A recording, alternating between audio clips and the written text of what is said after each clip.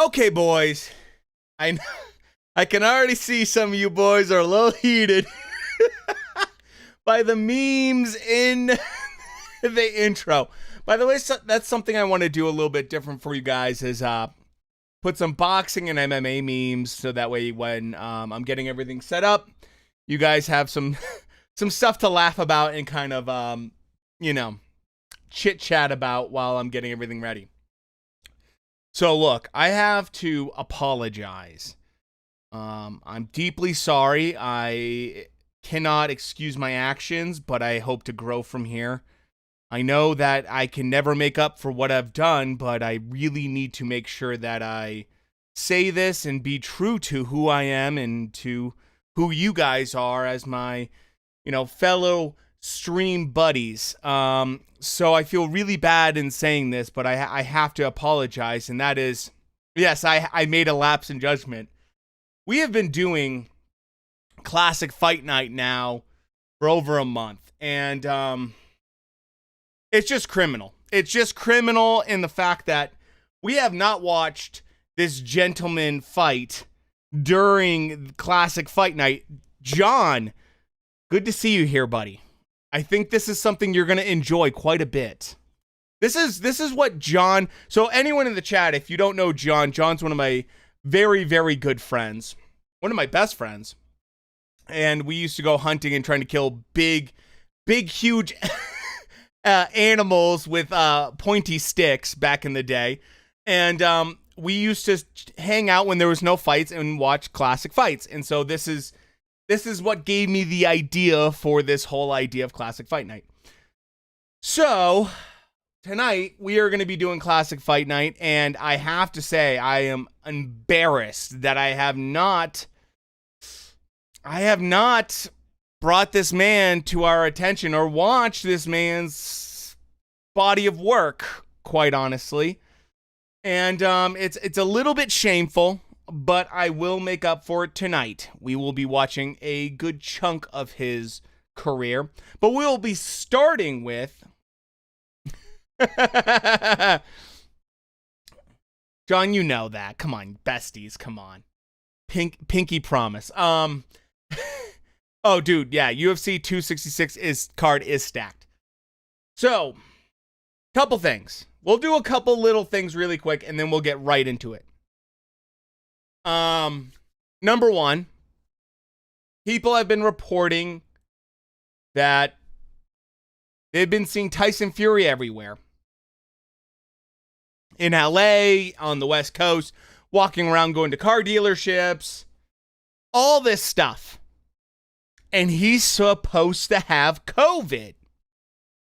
Well, boys, yesterday, magically, he tested negative for COVID. After 7 days beforehand, testing positive for COVID. Oh my goodness. How'd that happen? How he kicked COVID in 7 days? Oh my goodness. How did that happen? I know. Why do you have to make it so hard to be a fan? I know, man. I know. And I'm sitting here going, really? You kicked COVID in 7 days? That's interesting. 7 days. You tested positive and now you're negative in 7 days. Mind you, this is like supposed to be a very closed camp. Supposed to be a very, very close camp. And apparently, it's not. Joseph Parker also got COVID. He was seen at UFC 2, was it 55, 65, 65? So, what's going on there? What is going on there where Joseph Parker got COVID? Tyson Fury's supposed to have COVID. 264, thank you. And now He's already kicked COVID in 7 days. How? How do you kick COVID in 7 days? I'm not a conspiracy theory kind of guy, but I'll tell you this much. If it walks like a duck, it quacks like a duck, it might be a duck. And in this case, with Tyson Fury, come on. There you go. Milko, yeah, there you go. That's it, John. Exactly. I don't think that it's not that he doesn't want to fight Wilder. I don't think that's true. By the way, Minnie and Shrek, you guys know that on Wednesday, we went to literally the stadium and looked at the seating.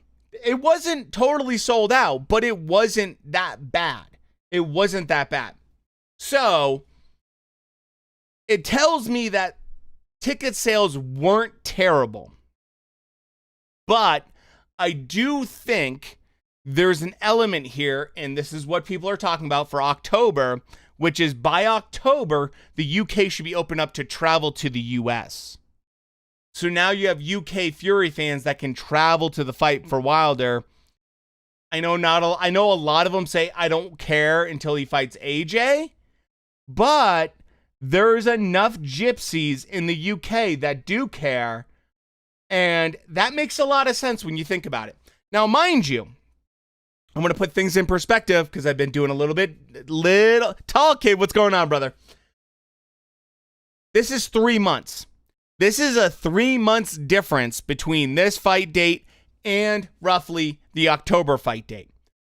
If Tyson Fury's walking around fine, going to car dealerships, which he was spotted at, I don't think we need to wait 3 months.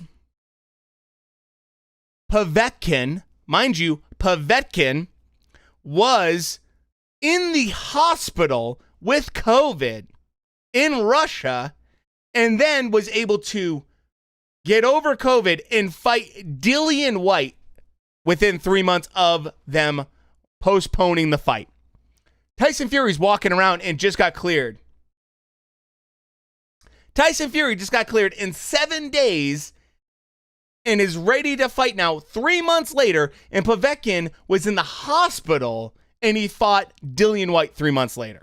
Come on. Give me a break. I didn't fall off a turnip truck yesterday. Let's be real here. Yeah, Vaughn, I agree, man. There's something funny going on here. My theory is exactly what I've been saying to everyone here is in October, the UK should open up for international travel so we can get more people going to this fight. Like we saw on Wednesday, you guys all saw it. It was pretty well packed. It wasn't completely sold out, but there was probably 25%, maybe 30% of tickets left, maybe. So it makes me wonder. It really makes me wonder. So that's the little bit of news, little bit of theory here that I'm going on. I just don't understand this. Tyson Fury's been spotted with everybody going out, doing all this stuff, acting like he doesn't have COVID, doesn't have a mask on, isn't quarantining. And then 7 days later, he's, just walking around, no big deal. And it's negative now. Yeah, I agree, Vaughn. I agree. I think that Joseph Parker might have derailed his camp a little bit because he was in the vicinity. And we all know about Joseph Parker and Tyson Fury being together. Those boys have a good time. So there could be some issues there. There could be some issues there. Now, like I've said, it's been criminal, boys. It's been absolutely criminal in terms of Classic Fight Night. We've neglected this man. We have not given him his respect. He's an all-time Hall of Famer, top fighter, in my opinion, of my all-time fighters of all time. And I think Vaughn would probably agree with me on this one because he's the same kind of guy that grew up in the, the 90s fighters are guys that we really, really got to watch a lot of. John also knows, well, John has a better history of boxing than we do a little bit because he's been able to see a little bit more of the legendary fighters than we have. And that is, it's not Butterbean. You ready for the reveal of it all? It's Mr. Roy Jones Jr. And we're going to start off the night by talking about and watching this video, which is one of my favorite videos. It's the video I show of so many people that don't know Roy Jones Jr. are Roy Jones Jr., a perfect fighter. It is an excellent, excellent video. And I feel so bad we haven't watched Roy Jones Jr. for Classic Fight Night because he is by far one of my favorite fighters. I just love Roy. I mean, he's one of the most complete fighters of all time.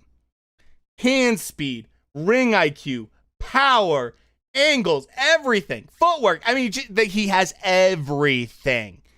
And to imagine a man that went from middleweight to super middle all the way up to heavyweight, I mean, it's just bonkersville. The man is a freak of nature, Captain Hook. And tonight we are going to focus on some Roy Jones Jr. tonight because he is well overdue in the Classic Fight Night, man. I know, man. I know. It's just, he slipped my mind. I was picking everyone else. What's going on, man? Roy Jones was actually one of the most incomplete fighters. What are you talking about? He only relied on his natural instincts. I disagree with that. I think he had amazing hand speed. I thought he had excellent power. I thought he had excellent ring IQ in terms of being able to suss out what was going on. I thought it was a very complete fighter, but I mean, to each his own. He does have a lot of natural ability that he does rely on. I will agree with that. That's for sure. But I think that he has a lot of just natural ability, but also, you know, completes that with just general skill. I mean, you can have all the natural ability you want, but, you know, was all about reflexes. That's true. He did have a lot of reflexes. I would say his technique is there. I wouldn't say it's like no technique, but I think he can. It's one of those things where once you know the rules and you're good enough to understand them, you can break those rules. You know what I mean? It's a classic kind of like art scenario. Once you understand what you're doing and understand what you're doing to a level that he can, you can break those rules because you understand fundamentally how they work. So that's how I view Roy. Maybe I'm wrong, but that's how I view him. I view him as someone that has so many amazing skills. So that's just my take. That's my take. And look, you don't have to agree with me. That's fine. I just think he's one of the best fighters of all time. And I love him to death. So I thought we would watch some Roy Jones Jr. tonight. Perhaps it's hard to find among fans of boxing and fighting sports a man who would not know American Roy Jones Jr. His track record is impressive. 56 victories, 8 defeats, and 40 KOs. A huge versatile talent, as well as extravagant behavior both in and out of the ring, has allowed Roy to achieve truly a cult status. Many experts and fans of boxing even put it on par with such legends as Muhammad Ali and Mike Tyson. In this episode, The World of Boxing presents its version of the 5 most spectacular knockouts by Roy Jones Jr. Also, don't forget to press the like button, subscribe to our channel, click on the bell so as not to miss new videos about the legends of boxing. December 5th, 1992, second middleweight. His opponent, Percy Harris. A technical knockout in the 4th round. The fight with the American Percy Harris. Roy didn't just try to rap, he did rap. He has a whole rap album. Who was a WBC middleweight champion with a record of 15-3, was, for the young Roy Jones, a path to his first title fight, even though this title was vacant and still intermediate. Before this fight, Jones had 19 victories in 19 matches, 18 of them by knockout. Before the meeting, many people expressed concerns that the significantly taller Harris might cause Jones problems and prevent him from getting in close. The very first seconds of the battle, I have to disagree with you, Sky, on this one. There's nothing Hood or thug about Roy Jones Jr. It's a lot of high-level skill, in my opinion. I have to disagree with you on that one. I have to say he reminds me a lot of just very high-level boxers that can do what they want when they want because they have the skills to do it. That's my opinion. I just think that Roy is a next-level class act when it comes to boxing. That'll prove these fears to be unfounded. The faster and more technical Roy successfully landed his blows and immediately broke the distance, leaving Harris no chance of a counterattack. At the very beginning of the first round, after a right hook to the head, Harris could not stand on his feet, and the judge counted this a knockdown. Roy continued to attack more and more effectively. His counterpart missed several heavy punches to the head, from each of which he was noticeably swayed, and several times he was saved only by the fact that he was close to the ropes.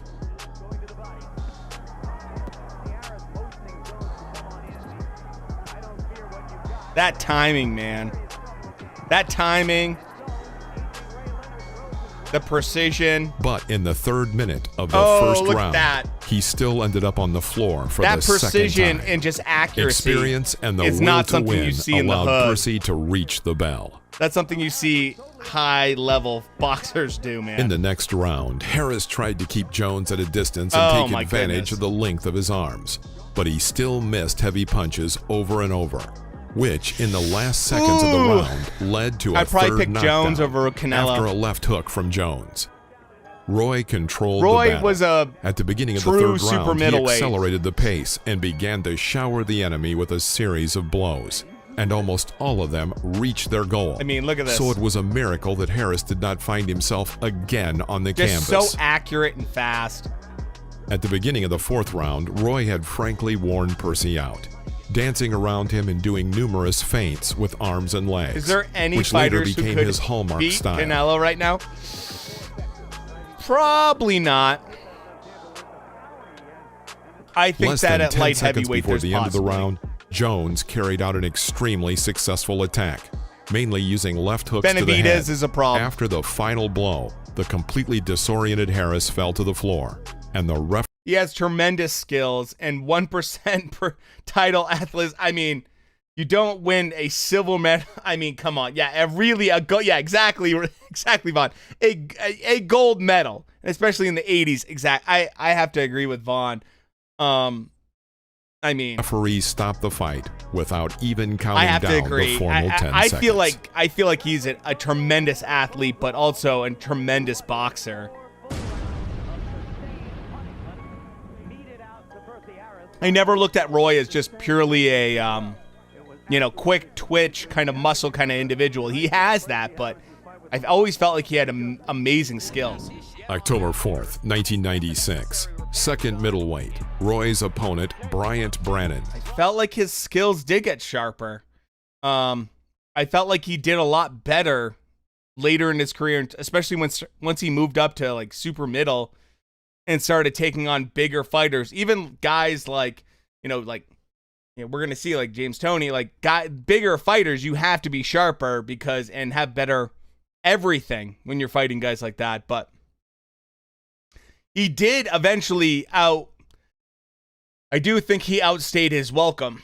And I think he, I don't know about underrated, Minnie, but I think he definitely pushed his limits way too far.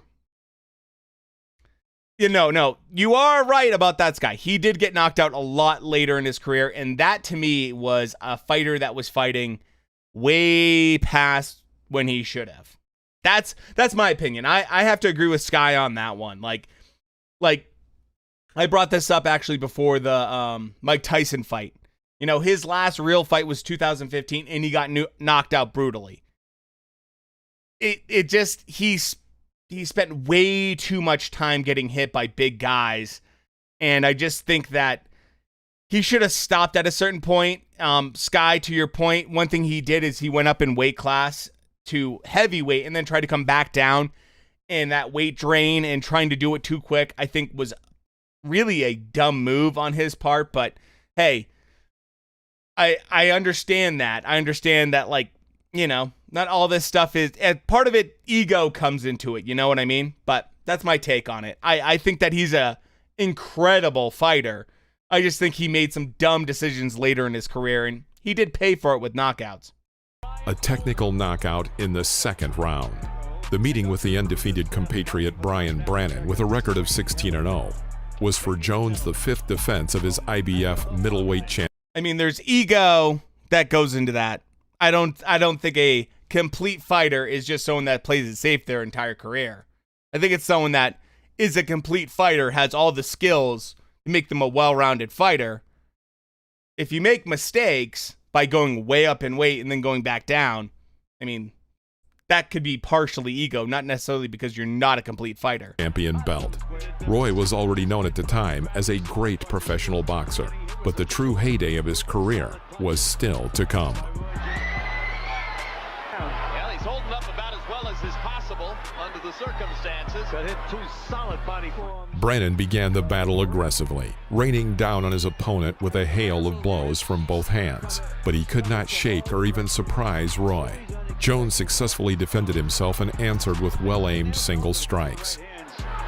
But again, guy, wonderful personal turnaround in his life. And in the middle of the first 3 minutes, he took advantage of a split-second hitch in Bryant's defenses. He then went on the attack and sent him to the floor with several side blows to the head. Brannan was able to rise by the count of 6, but was clearly shocked and disoriented. Jones rushed in to finish off the opponent, but Brannan still managed to reach the end of the round.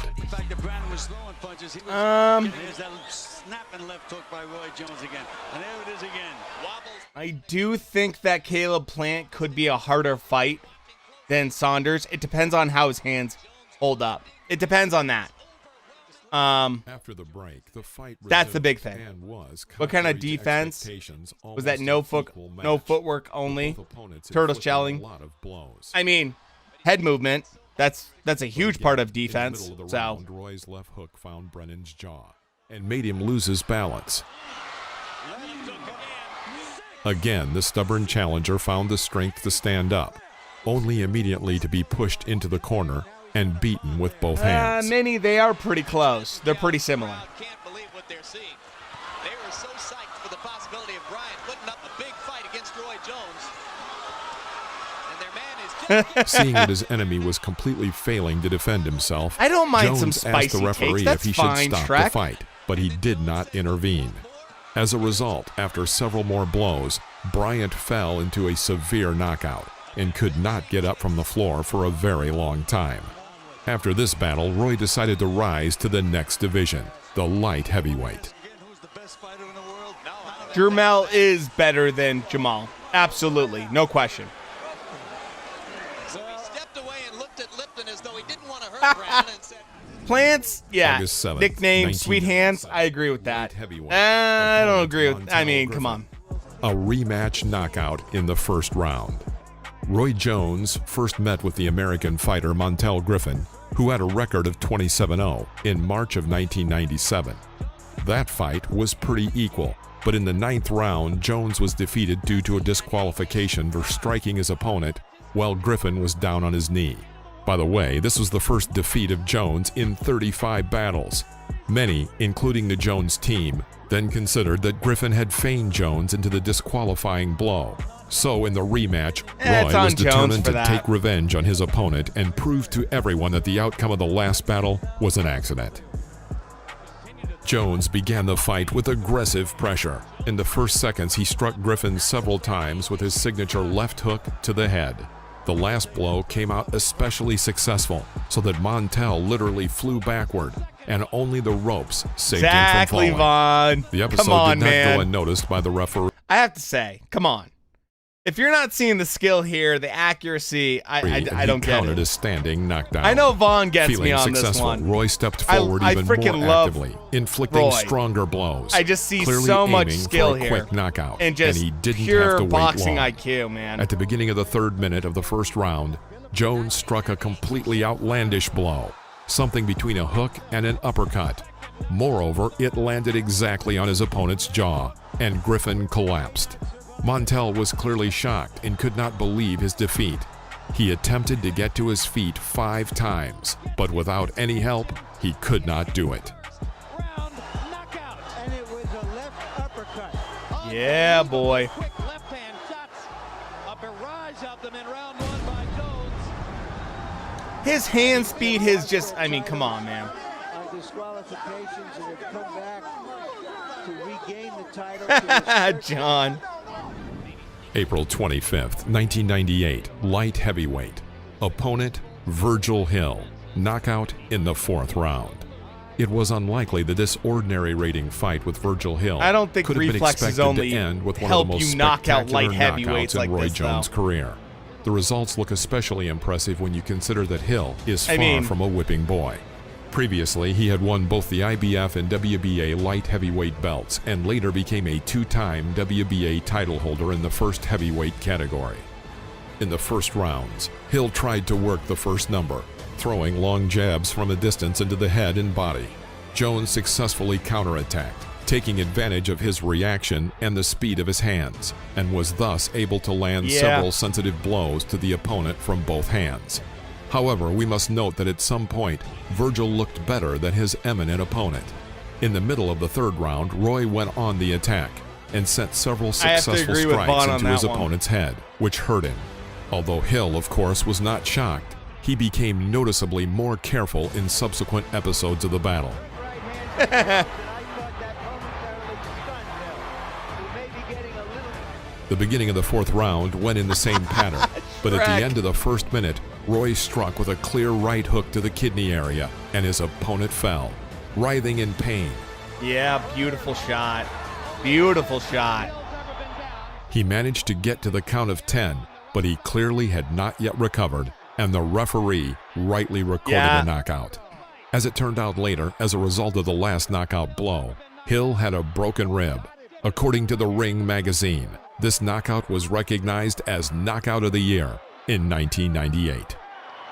That's one of I mean, hard body shots. head movement is part of defense. February Positioning 2nd, is part of 2002, defense. light And heavyweight. Roy had a lot of Opponent, Glenn Kelly. Knockout in the 7th round. Australian Glenn is Kelly he, had an unbeaten you know, record of Floyd 28-0 Mayweather when Jr.? Jones No, met the challenge. he's not that. But Floyd never had the offense that Roy had By this either. time, Roy had managed to collect the titles in almost all major and even minor versions.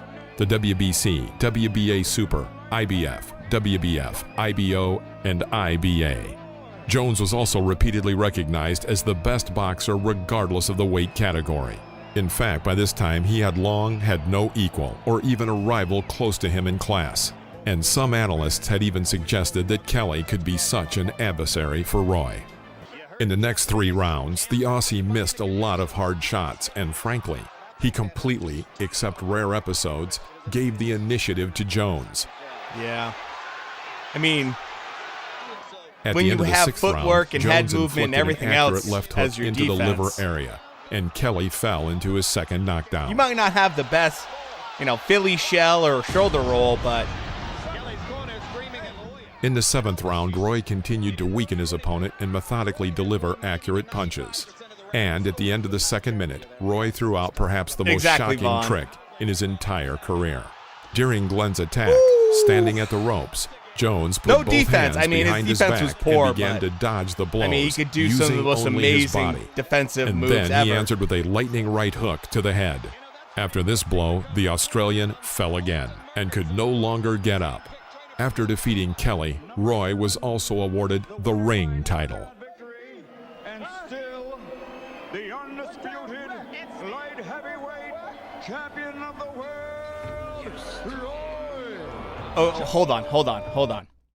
His head movement was lackluster. Let's go look at his head movement really quick, right? Again. Accurate punches. And watch at the it end again. of the 2nd minute, Roy threw out perhaps the most shocking trick in his entire career. that head During movement Glenn's right there attack, doesn't look Standing lackluster. at the ropes with a clear This right whole hook to the fight kidney doesn't area, look and his lackluster when it opponent comes to fell. head movement. He managed to get the I mean, last come on, knockout man. blow. Hill had a broken ring of the year in 1998. Hey, That's one of the few hard Floyd's a defensive master. Roy Jones. February 2nd, 2002. You can't Light heavyweight. deny that. Opponent Glenn Kelly. Knockout in the 7th round. Australian Glenn Kelly had an unbeaten record of 28-0 when Jones met the challenger in a fight for the rank of absolute light heavyweight champion. I By know, this man. time, Roy had managed to collect the titles in almost all major and even minor versions. The WBC, WBA Super, I mean, come on. IBF, you don't get this WBF, kind of title IBO, and accolades for being IBA. lackluster for Jones was defense. also repeatedly recognized as the best I boxer know. regardless of the weight category. In fact, by this time, he had no equal or even a rival come close to him in on. class. And some I thought analysts this had would be even an easy suggested that stream, Kelly man. could be such an adversary for Roy. In the next 3 rounds, the Aussie missed a lot of hard shots, and frankly, he completely, except rare episodes, I mean, we're gave the watching initiative to all Jones. these highlights of Roy just doing amazing stuff. At the end of the 6th round, Jones inflicted an accurate left hook into the liver area, and Kelly fell into his 2nd knockdown.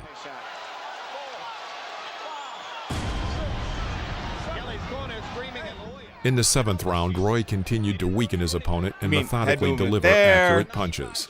And at the end of the Angle 2nd change minute, there. Roy threw out perhaps Head the most movement shocking here. trick in his entire career.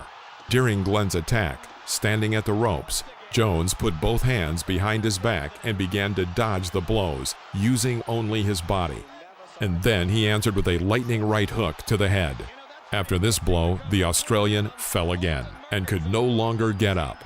After defeating Kelly, Roy was also awarded the ring title. Victory, and still the undisputed light heavyweight champion of the world, I mean, look, Roy Jones. I'm going to say this. I'm just going to end this conversation really quick. If you feel like Roy Jones Jr. wasn't a complete fighter, Sky, that's fine. You can have that opinion. That is totally fine. I'm not going to try to convince you. I'm not going to try to argue with you with this anymore. I disagree with you. I think he was much more complete than you do. But you're allowed to have your own opinion. I think he had amazing athletic ability as well as skills that allowed him to be very defensive and have his own way when it came to offense, defense, and just in general. That's my opinion. If you disagree, that's fine. That's totally okay. But I disagree with you, and, that's fine. Tonight, we're going to watch some Roy Jones Jr. because I think he's one of the most impressive fighters of all time. That's all. And, look, that's part of it is, we can have disagreements on here. I don't want it to be one of those things like Twitter where, we have to have arguments about it. Sky has an opinion. I have an opinion. Vaughn has an opinion. Other people in the chat have an opinion. That's fine. But we can't deny the fact the man is one of the greatest fighters of all time and is a legendary fighter. We can all disagree on various other kinds of points. That's fine. But we can't necessarily say that this man isn't an all-time great. I mean, he is. He's easy, Hall of Famer, all-time great. He is. He has special skills. So, that's fine. We can't always agree on everything on this channel. That's okay, man. I thought it would just be a nonchalant, best of Roy Jones Jr. having fun kind of thing. I didn't realize it was going to cause so much controversy with some people, man. And look, that's okay too. If you don't agree with me, that's fine. I don't know everything about boxing. I'm not going to pretend like I do, But I will say that Roy Jones Jr. was one of the best fighters of all time. And that's just I don't think there's a lot of debate there. Any boxing trainer knows that Roy Jones Jr.'s style was reckless, defensively irresponsible, and relied on his reflexes. Boxing trainers didn't condone his style of fighting. They also didn't condone his style of fighting because they didn't have fighters that could probably do what Roy Jones Jr. could do. And yes, he relied a lot on reflexes and skills and stuff like that, which, enabled him to be a multi-weight champion and one of the greatest fighters of all time. And,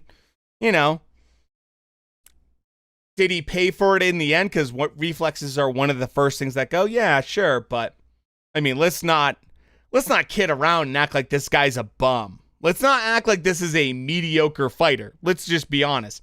This isn't even close to a mediocre fighter or like any fighter today almost. This is one of the greatest fighters of all time. And I don't think there's any debate there. So, you don't have to like his style. You don't have to like him. But he is one of the greatest fighters of all time.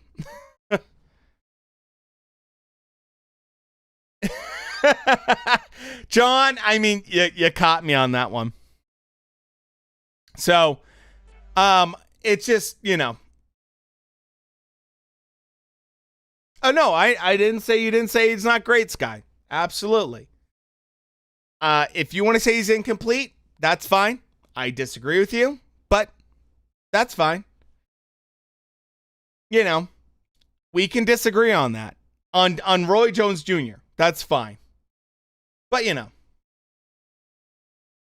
Yeah, I know. We are all having different conversations. And, like, look, I'm going to show some more Roy Jones Jr. So, that's still going to happen. Regardless.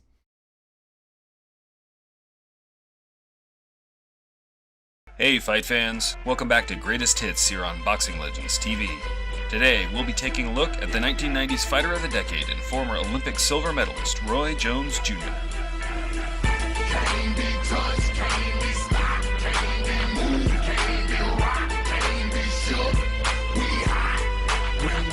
Shrek is... YouTube's a little different vibe than Twitch. Yeah, a little different. Jones Jr. turned pro on May 6th, 1989, just a few months after his Olympic efforts. I know, man. We he are, faced right? Off with Ricky Randall I know, Vaughn, right? In Pensacola, Florida. I mean... I freaking love this man.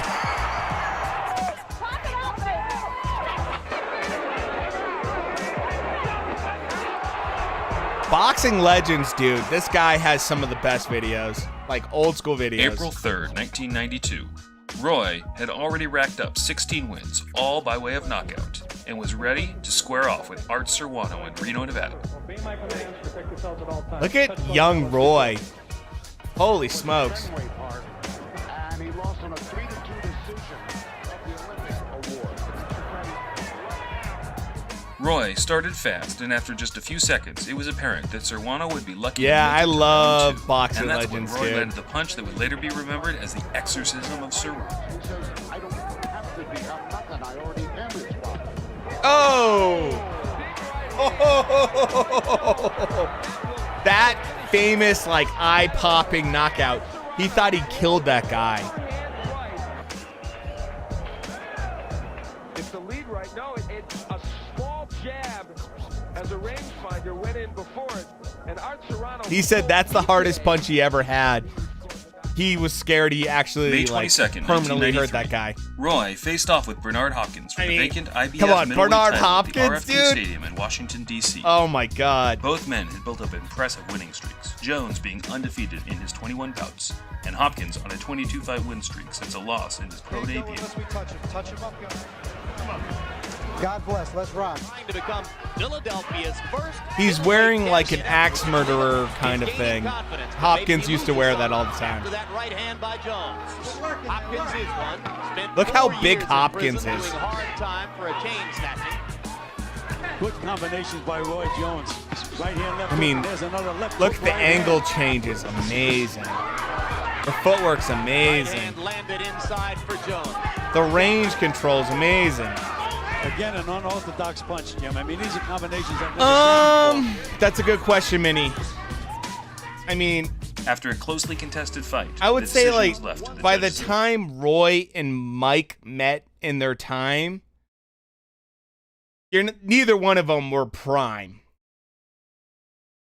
And I think Mike maybe would have won because the best win that Roy had was over Ruiz at that time in heavyweight. And it wasn't, I mean, just wasn't quite the same as even a past prime Mike. So ringside. To 112 for the winner by you. There was a lot of money there.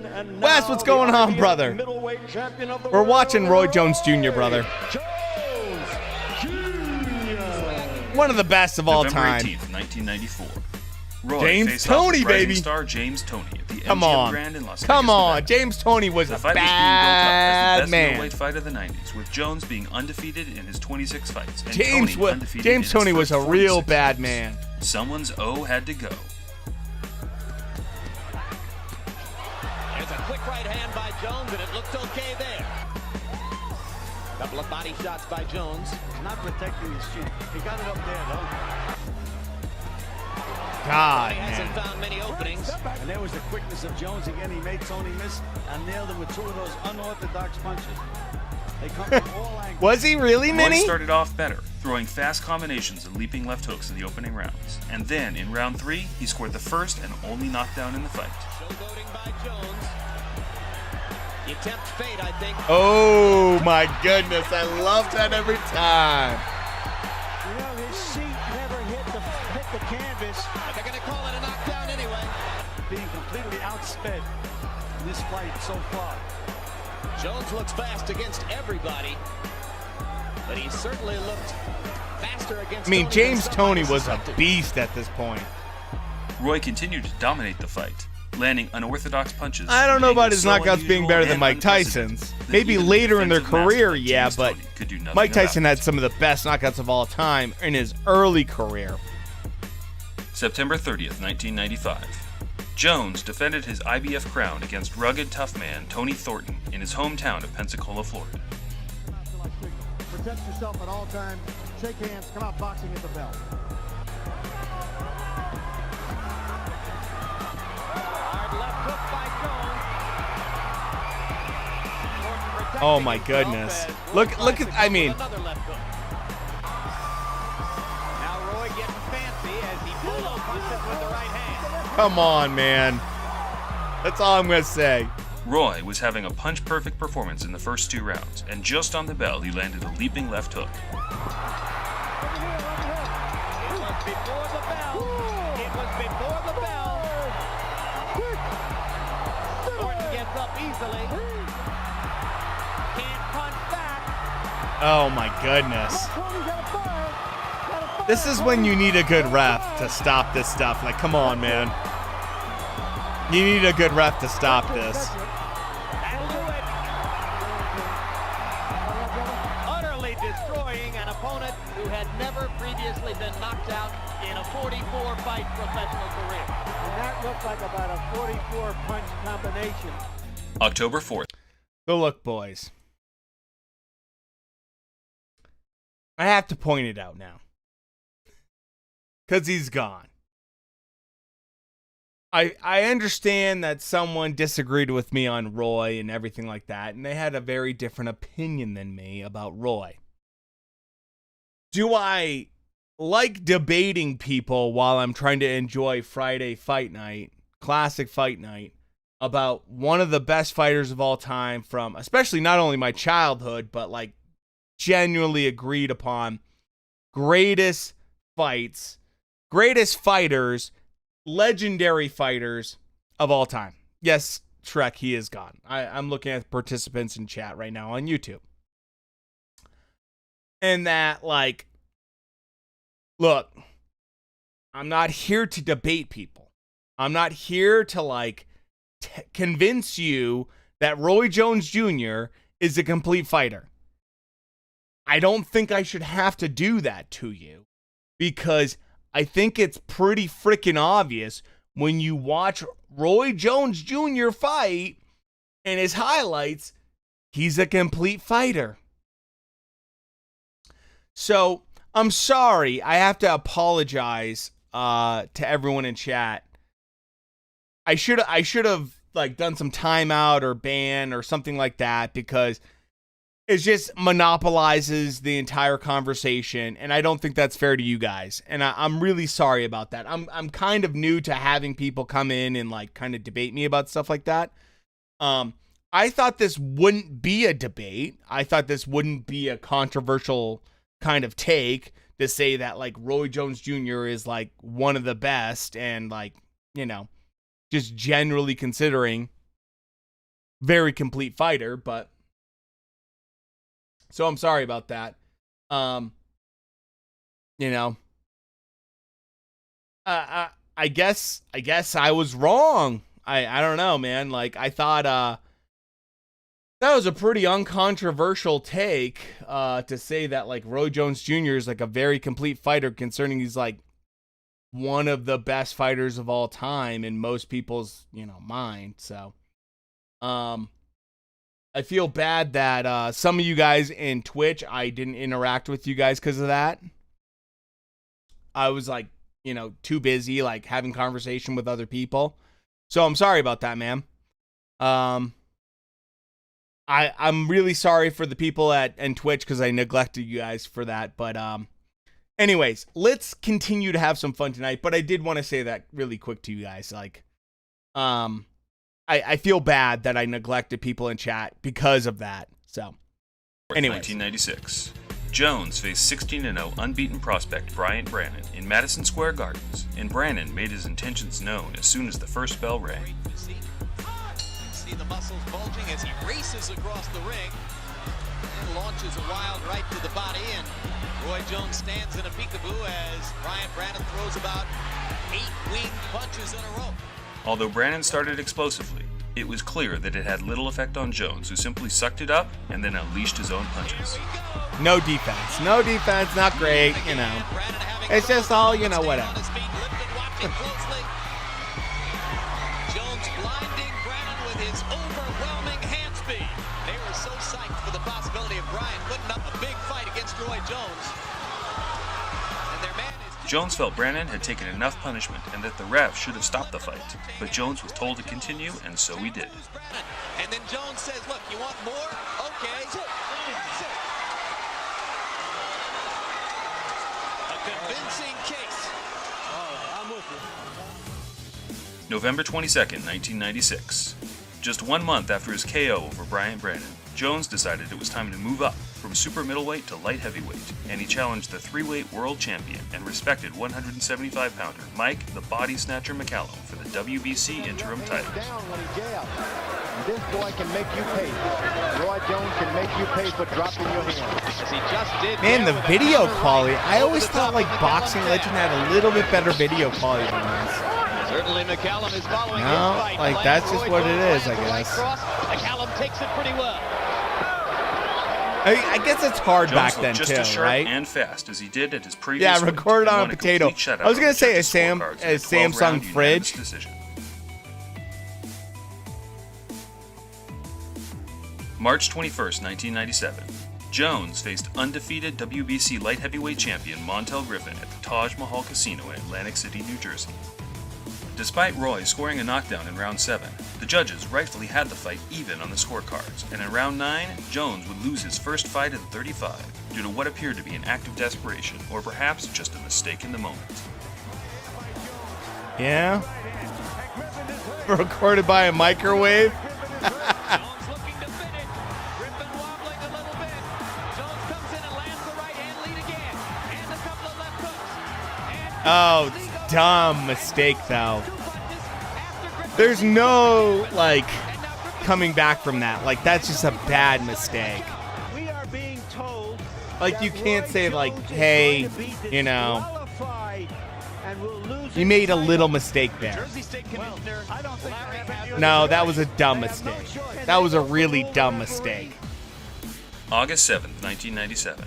Jones got his rematch against Montel Griffin and would silence critics as he scored a first-round knockout to win the WBC light heavyweight championship. With 50 seconds to go in round number 1. Huge round for Roy Jones. Yeah, I have to agree with that. Roy Jones is playing the fainting game, and Griffin is benefiting by it. CEO of DQs. Second knockdown of the round. That was a leaping left hook, and Griffin may not survive it. He's got trouble. Yeah, it's a big mistake, dude. I agree, John. And that's that. Like Jones gets his you can't disagree with that DQ. knockout. April 25th, 1998. I know, Jones 320 faced arguably the pixels. greatest light heavyweight from the previous 10 years, Virgil Hill, who had made 22 title defenses at 175 pounds. Don't worry, boys. You got something next. The We'll opening get rounds a were little bit tentative, better but quality Jones up in appeared here. to be getting the better of his man, and then in round 4, Jones would land a body shot that is still regarded today as one of the most brutal punches ever landed, breaking multiple ribs. I don't know about Wilder looking like a teddy bear. Does Logan Paul's hands down style rely on head movement? Mind you of Roy Jones. No. It reminds me of a fighter that doesn't know the basics. I have to say that. He's still slumping down. What a shot. What a bomb by Roy Jones. And a guy that is not Like, put fighters his Logan Paul's hands down style reminds me of someone that doesn't know the fundamentals. Roy Jones could do hands down because of his general prowess. Like, he could do that. Like, when you can do that on top level individuals, it's a totally different scenario compared to, like, you know, the guys Paul's doing it against. March 1st, 2003. Jones would make the leap from light heavy all the way up to heavyweight, taking on WBA world heavyweight, champion dude. John Ruiz, who had won his title from the great Evander Holyfield just a year prior. He's the best fighter. $1 million, I'd do it. You could hit me in the liver for $1 million. So when Roy Jones Jr. steps up to the ultimate division, Like, don't get me wrong, I think the Paul brothers in general are not the worst fighters in the world. I've seen worse, but I don't think they're great. When I tell you to break, I want you to break. Step back. Let's go to work. Right hand over the top by Jones. Already Jay Nady has been very active. When you can see Jones have that much time. No, I think that's true. And Ruiz comes back with I think that, like, the Paul brothers are athletic. Like, no. Like, I think that's fair. They are athletic. his own left hook and lands the first big right hand. And They're not like world caliber level, but they're athletic.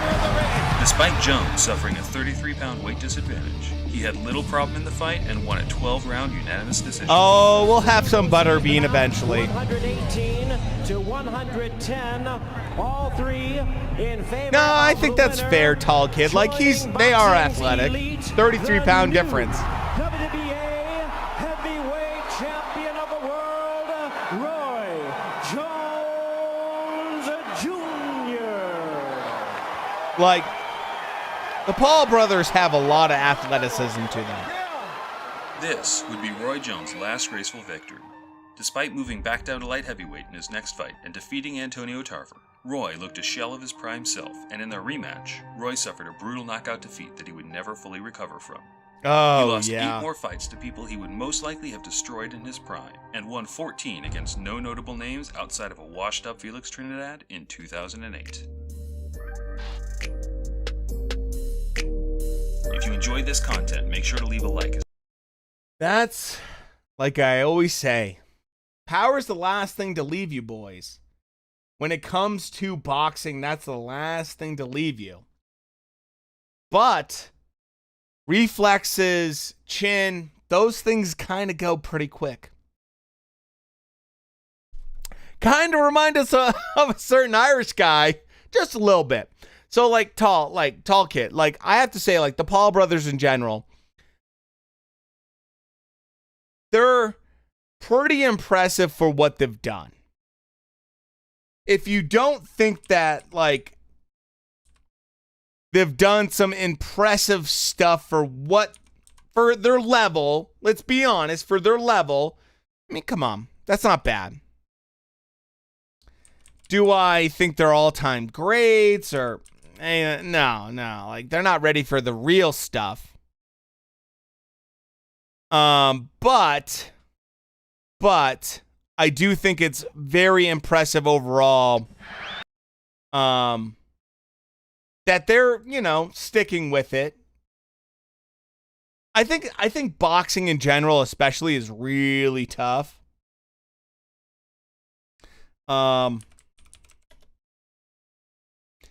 And so to kind of come in and try to do that against even MMA fighters, like, you won't catch me doing that.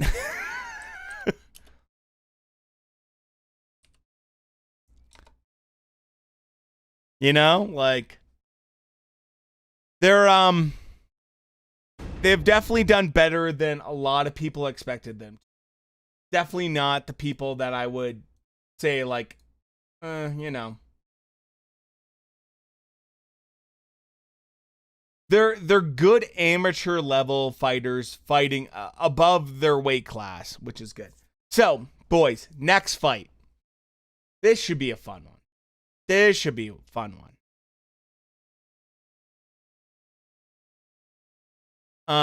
This one I think is a classic.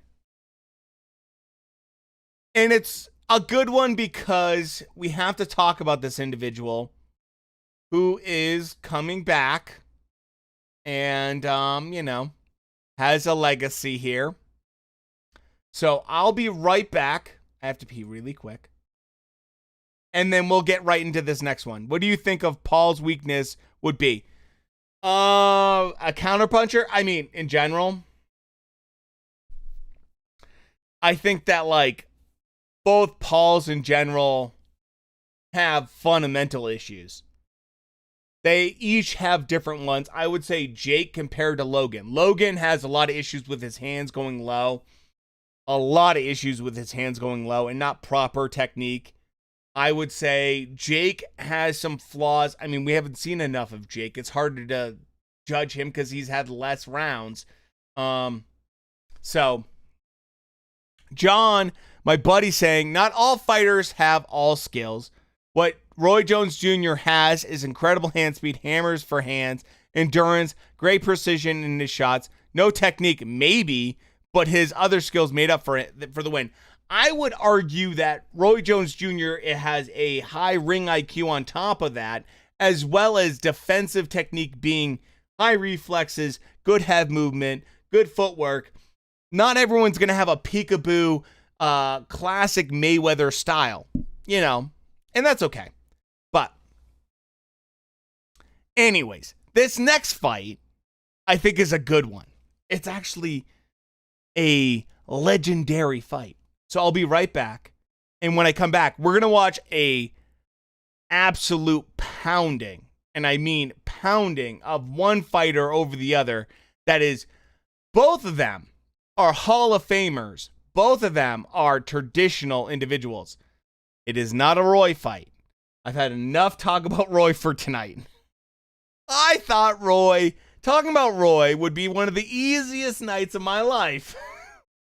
I thought talking about Roy would be super easy going. No one would have any problems with it. And that has not been true. But this one is a good one. And I promise you guys, we will do more Roy for sure. But tonight has not been a great night of Roy Jones Jr. Oh, Shrek, absolutely. No, Roy is a staple. He's going to be one of the staple fighters on this channel. We have to talk about Roy and show Roy because he is an all-time great. There's no question.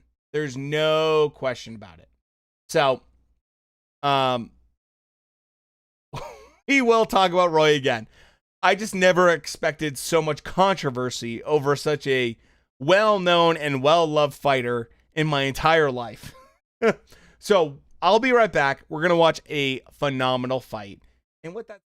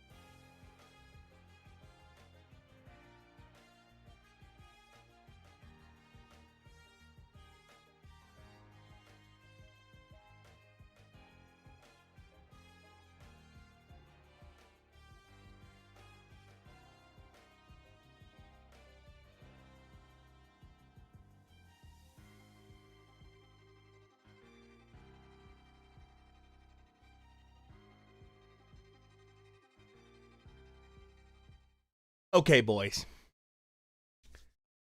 Okay. Ali vs. Frazier 2 was Ali's best performance out of his trilogy. Hot take. Hot take. Not a bad take, though. Not a bad take. Okay. So, yet again, I have to just generally say, hopefully you guys are here to have some fun. We're going to watch a good classic. And hopefully you guys enjoy this. Can I ask a quick question for everyone in chat? Tall Kid, Shrek, Minnie, everyone, John, everyone. Are you guys having fun? Is this fun or not? Like, am I boring you guys with this thing, man? Come on. Like,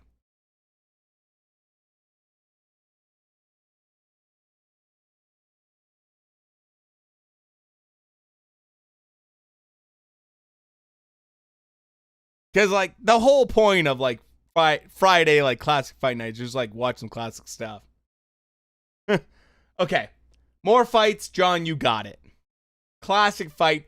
One of my, I would say, like, a hallmark fight right here.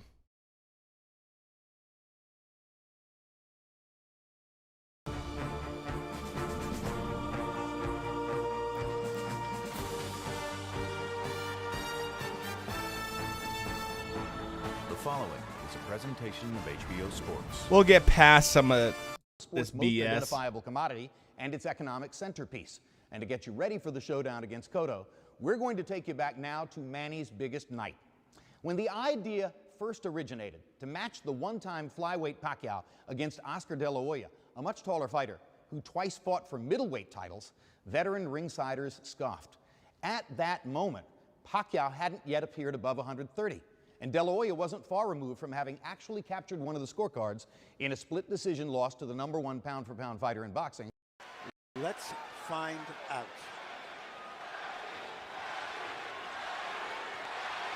Come on, Pacquiao versus Oscar De La Hoya, boys. Come on. Chanting for Pacquiao as he moved toward the center of the ring even before the opening bell.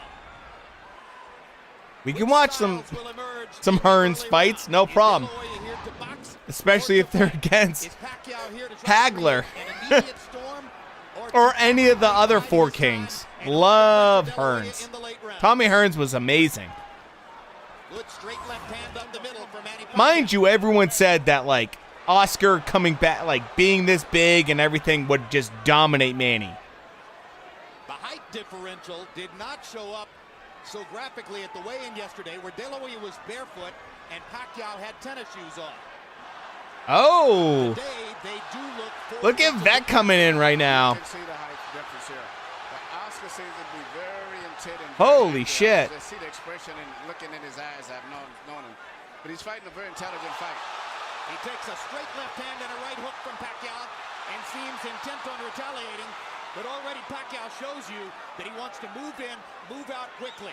Move in, land a flurry, move back out of De La Hoya's range. And the quickness of Pacquiao is a factor in round one. Those two punches have reddened Oscar's face already. They seem to have been the only clear punches. This is such an awesome classic. That Manny is using his footwork. He's using his bit, moving around better than Oscar. I mean, you have two legendary fighters. Perhaps because of the early bobbing head movement of Manny Pacquiao. No, it was a very technical fight for Manny. Yeah, I mean, Manny does a good job of dissecting things. Going throughout the fight. He hasn't really gotten it going so far. Manny versus Spence is going to be interesting. I still pick Spence, but still. This has being a very interesting fight, and I think as it goes on, sooner or later you're going to get some very good exchanges. But right now, Manny is fighting a very, very smart fight. Well, if there are two graphic impressions from round one, they're simple. De La Hoya is so much taller. Pacquiao so much faster. And now De La Hoya nails Pacquiao momentarily against the ropes and catches him with a left hook to the body.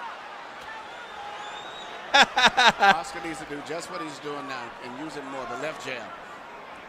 Ben was garbage. Yeah, he was in the ring. Ben Askren was terrible. Confusing him at the moment. I mean, Oscar now talking about fighting Canelo and all this other stuff. Victor Belfort, like, that's fine, but... I think the speed has been bothersome for Oscar throughout the round, who simply can't believe how easily Pacquiao snakes his left hand right through the middle of De La Hoya's guard. De La Hoya lands a left hook. Pacquiao gets away. Wow, man. Too much for the most part.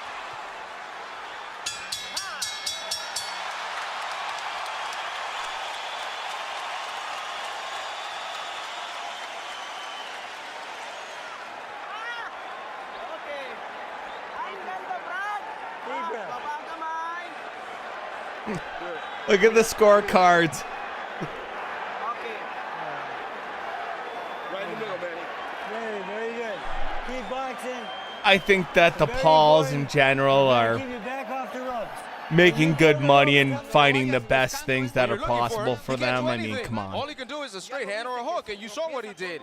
He trips. He doesn't know what to do. Lively, lively, lively. Assert yourself. Assert your jab. Listen to the, like, Spanish commentary there, filling it in for Oscar. Excellent. Left-hand lead of Manny's is he should right between the gloves. Yeah, I think you're right, Sky. Getting away after he lands the punch. I think in general, he was like, wow, you did some good work, man. Pacquiao's learning curve has accelerated through the middle portion of his career. There was a moment when he Look at the feet, man. The footwork of Manny, the springs of Manny's feet are insane. His ability to fashion the the lead left hand, starting his offense with it. Look at, I mean, Shows how much he's you're dealing with a much bigger fighter, and just Manny trying to use his speed and angles and footwork to get inside was just... I mean, Oscar is not a slow-footed individual either. He's never had that in terms of his career as being like slow and plodding. But Manny makes him look that way. A weight division 2 rested him. He isn't doing it yet. And he hasn't really adjusted to the straight left-hand lead. Moves better than taller fighters. Spence is going to be... I mean, we saw what happened with Spence and Kell Brook. If Manny can do something similar for a longer period of time, it's going to be a long night for Spence. Touch the ropes, move to the side, and get away. Spence beats Crawford, in my opinion. I love Crawford too. I just don't know about Crawford anymore. Like, I just don't know about Crawford anymore. Defense is very, very effective. Oscar cannot time his head movement to where he's moving and weaving and dancing in and Shrek coming in with the comedy as always. But he has no head movement at all. His head is stationary. That body shot. Doubled over Oscar, it seemed. And as you One said, thing about Manny, never neglects the body. He is bending his head so that there is almost no height difference between. I mean, look at this. This is when Manny starts to take over. Watch, by the way, watch the front foot. Watch the front foot. We're watching a southpaw versus an orthodox fighter. Watch that front foot and see who has it on the outside. Huge advantage if you have your foot on the outside. Watch Manny. There we go. Watch it. So look at that front foot from Manny. Always on the outside. Always able to like allow him to change angles. I mean, the bounce of Manny. Somehow, so far, he is neutralizing Oscar's left hand.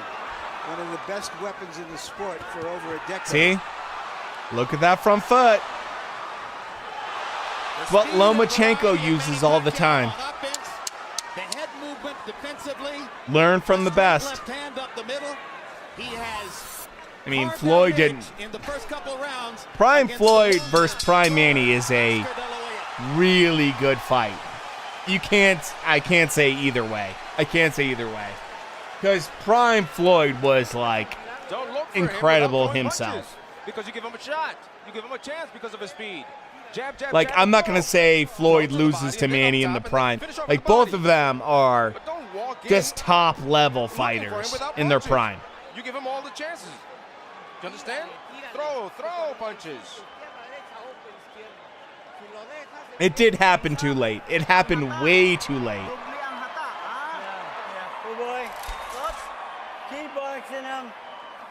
I think older Manny in a rematch would beat older Floyd. Because older Manny has stayed sharper than older Floyd. But, I mean, we don't know. Until it actually happens or there's any proof, you know. Of his power shots.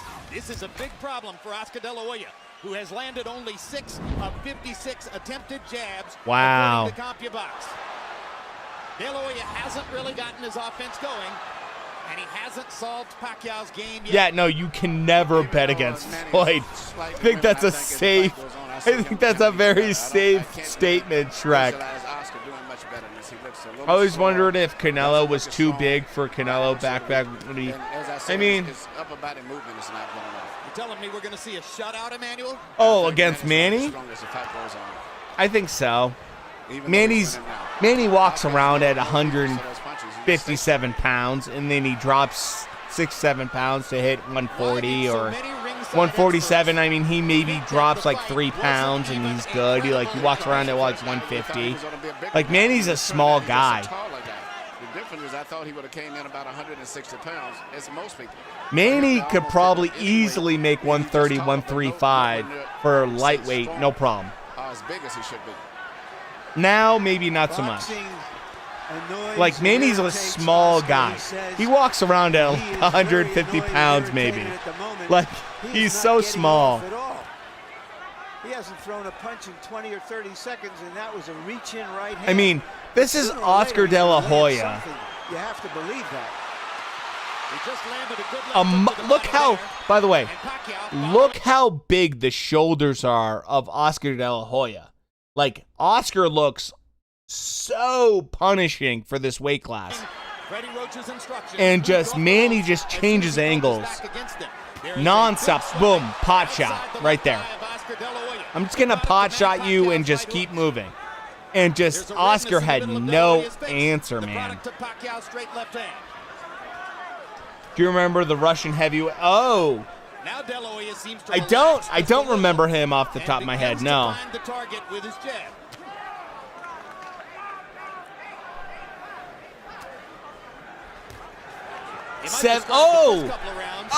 Did he fight? Did he fight David Haye? Are you talking about the guy that fought David Haye? Now Oscar seems just a little more comfortable, though Pacquiao is Yes, yeah. No, I know who you're talking about now. Yeah, he lost to David Haye. I know exactly who you're talking about. For a second, I had a brain lapse, and I'm like, what are you talking about? No, I remember him, man. And that's because he's uncertain where Manny's going to be. Makes you think that Manny loses is because boxing is longer. Manny, priority. Being senator because Manny does not have 100%. Yeah. I mean, Manny's very dedicated and he's so good, but you have to wonder. Oscar is not landing his big shots. Beautiful. Nice head movement, son. You never seen this fight? Oh, man, dude, it's a classic. It's a good one. Because our good friend, Tall Kid, recommended it, we will do that fight next. We'll do that fight absolutely next. That's a classic fight, man. I think Tall Kid just decided the next fight. That's a really good one with David Haye. Use your face a little I bit think more. I mean, come on, that's a legendary fight. Since September of 1997, Look at Manny. when he fought This Hector Camacho his Sr. head work, Pacquiao his footwork, has dominated everything, De La man. Hoya in the first 2 rounds with his straight left hand. You guys know how I up the feel middle. about Manny. Early in his I mean, career, come on. Pacquiao I don't have to say always anything. set You guys his know how I punch feel up about the Manny jab. Pacquiao. De La Hoya seems shocked and not ready for the left-hand lead of Manny Pacquiao. Harold, how do you score through 3? That gives him 3-0, 30-27. Manny Pacquiao. I wish this guy was still around. Turning the guy. Look, I love his jab, voice. Right jab, left hand, and then he moves to the side. He's got Oscar turning. If Oscar can't get set, he can't get his punches off. And Manny's turning him. Oscar looks like a guy going out, doing a 360. 3-0. Manny Pacquiao. Oh my God. Punching. Ring generalship when he turns the guy. And when Harold was speaking, Oscar landed a good straight right hand, but then Pacquiao came back seconds later with a flurry of left hands. The biggest and most Could you effective imagine punch being fight in this has been the straight situation? left of Manny Pacquiao is between the gloves of Oscar. Let's see if De La Hoya can develop Ali some Frazier confidence 2. in his Well, we game have to have over the Ali course of Frazier these next 1. two rounds, so that he can bring coherency to his own offense. He was 9 inches taller and 100 pounds heavier than Hay.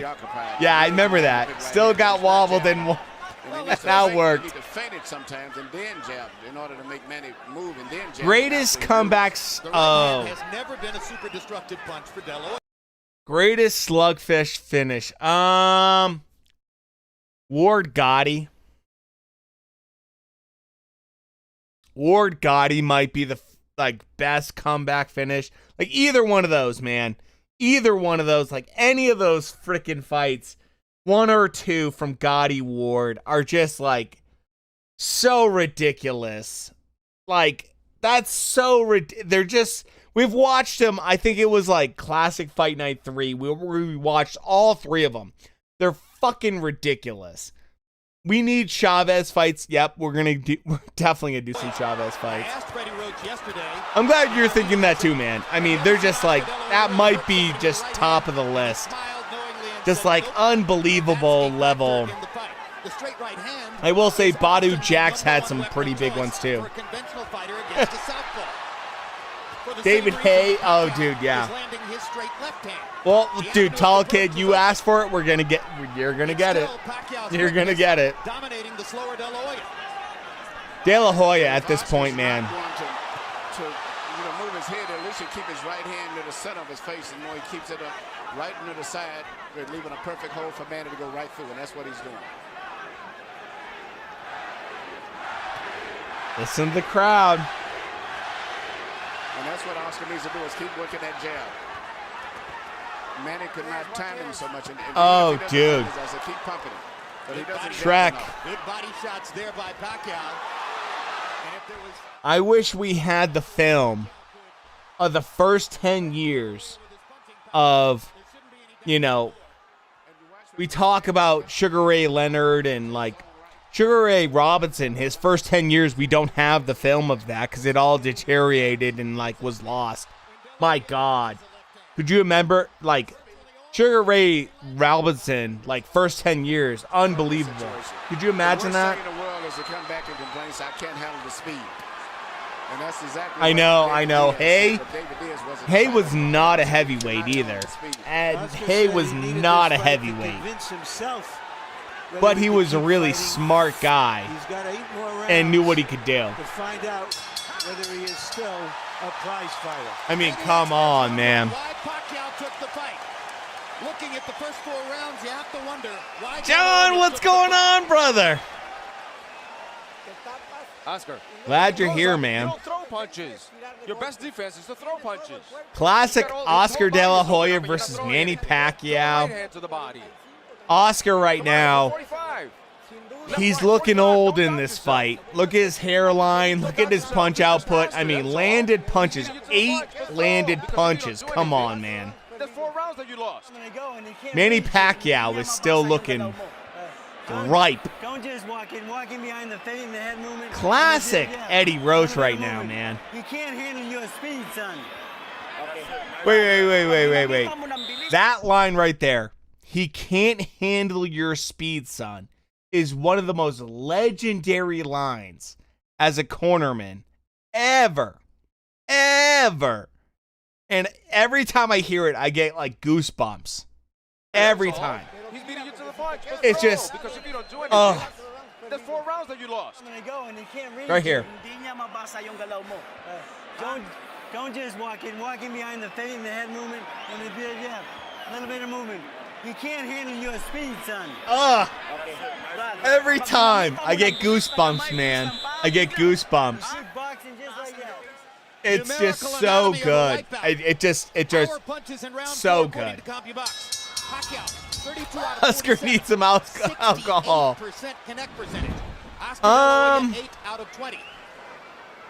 God, let me check. And now you begin to wonder, somewhere in the fight, does De La Hoya have the proverbial puncher's chance? 2008. Just rush 2008. Manny, knock him off his game, hug him, beat him up, and the body try something new. If Oscar would just work his jab, keep his right hand in the front. Yeah, of his I face, don't know how to feel about Fury right now either. Step back and then punch, he would be effective, but I don't think he's going to do that. I mean, come on. De La Hoya looked a lot better in May of 2007 against Floyd Mayweather, who was far and away the preeminent fighter in the world at that time. Are you asking if did I fight? I've done some boxing, but I never did fights like this. If you're asking. I was never top level. I was always like, I'm here for a nice like Taibo workout. Always beating him to the punch. This is a terrible feeling. The worst thing it is, as I say, the deal, not handling speed. And he doesn't block those right hands at all. Look at the angle change. Look at the hand speed. Oh my goodness. Oscar just getting pummeled at this point. That lead left eye. I could take Jake Paul. I could take Jake Paul. I could take that. Well, and Manny is still going in and out. He's not getting careless and carried away with the fact that he's doing this. No, it's a brilliant fight plan for Pacquiao. Far more of an intelligent and tactical fight plan than I personally had expected. Oh my goodness, look at this. Just like body attack. This is what I love. Classic upstairs, downstairs attack. Beautiful work. Beautiful work. Well, Oscar used to be the speed that killed. Look at that. I love the jab from Oscar. It's just not enough. It's too slow. Biggest punch of the fight for De La Hoya, and he suddenly gets it going with 3 left hooks. Look at the feet of Manny. Just look at the feet and the angle, the outside footwork. It's just beautiful. It's just beautiful. His foot's outside of Oscar's at all time. He has more options. It's just, it's just perfect, man. I mean, just beautiful work here. This might be the one, although now Pacquiao rallies down the stretch. Okay. Oscar was holding his head. I mean, Oscar at this point right now is just like holding on. So I agree and disagree. Fury's resume is not as good as Joshua's. I agree with that. But because you don't respect him as a person anymore, why would you downgrade his skills? I don't downgrade Fury's skills at all. I don't know if the tall kid, this is directed towards me at all. I don't downgrade his skills at all. But I will say this. Anthony Joshua does have a better resume, and resumes don't always mean that you're a better fighter. And I think that honestly, Fury's a better fighter than AJ. I do. But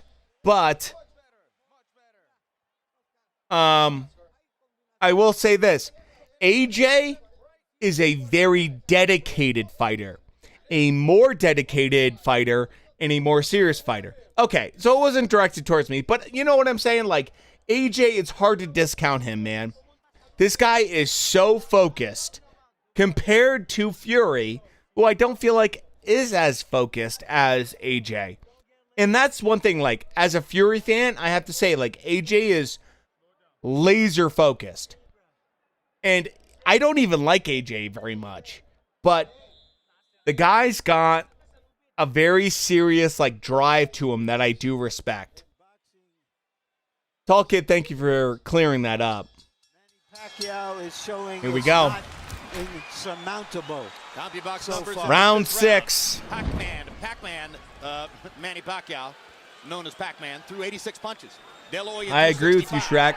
He does lose focus. 8 edge in power connects. I do agree with you on that one. So it probably would have been a reach for any judge to give the round to De La Hoya. But you heard how enthusiastically Nacho Beristain, his trainer, told him, mucho mejor, much better when he came back to the corner. Look at the left eye of De La Hoya closing. That left eye is pretty much closed. I love the jab of De La Hoya, but his left hand, his right hand's too low. Way too low. Way too low. Found little to get excited about in the first 5 rounds. AJ is very hungry. You got to give it to the guy. You got to give it to him. Lead him and look for an opening. And prevent Pacquiao from countering him as effectively. I agree with you, Tall Kid. Good take. Good take. I like all 3 of those guys in the boxing game in terms of big guys. Journeyman, what's going on, brother? How you doing, man? Classic fight night. Watching Oscar De La Hoya get absolutely punished by Manny Pacquiao in 2008. That's what we're doing right now, brother. How you doing, man? Manny is just a machine. He's not asking that De La Hoya look 45 years old, but rather that he throws his combination left hook, left uppercut, a punch that's thrown at an upward angle trajectory. That's why I want Wilder versus AJ to happen in the next 5 years. Trek, that could happen.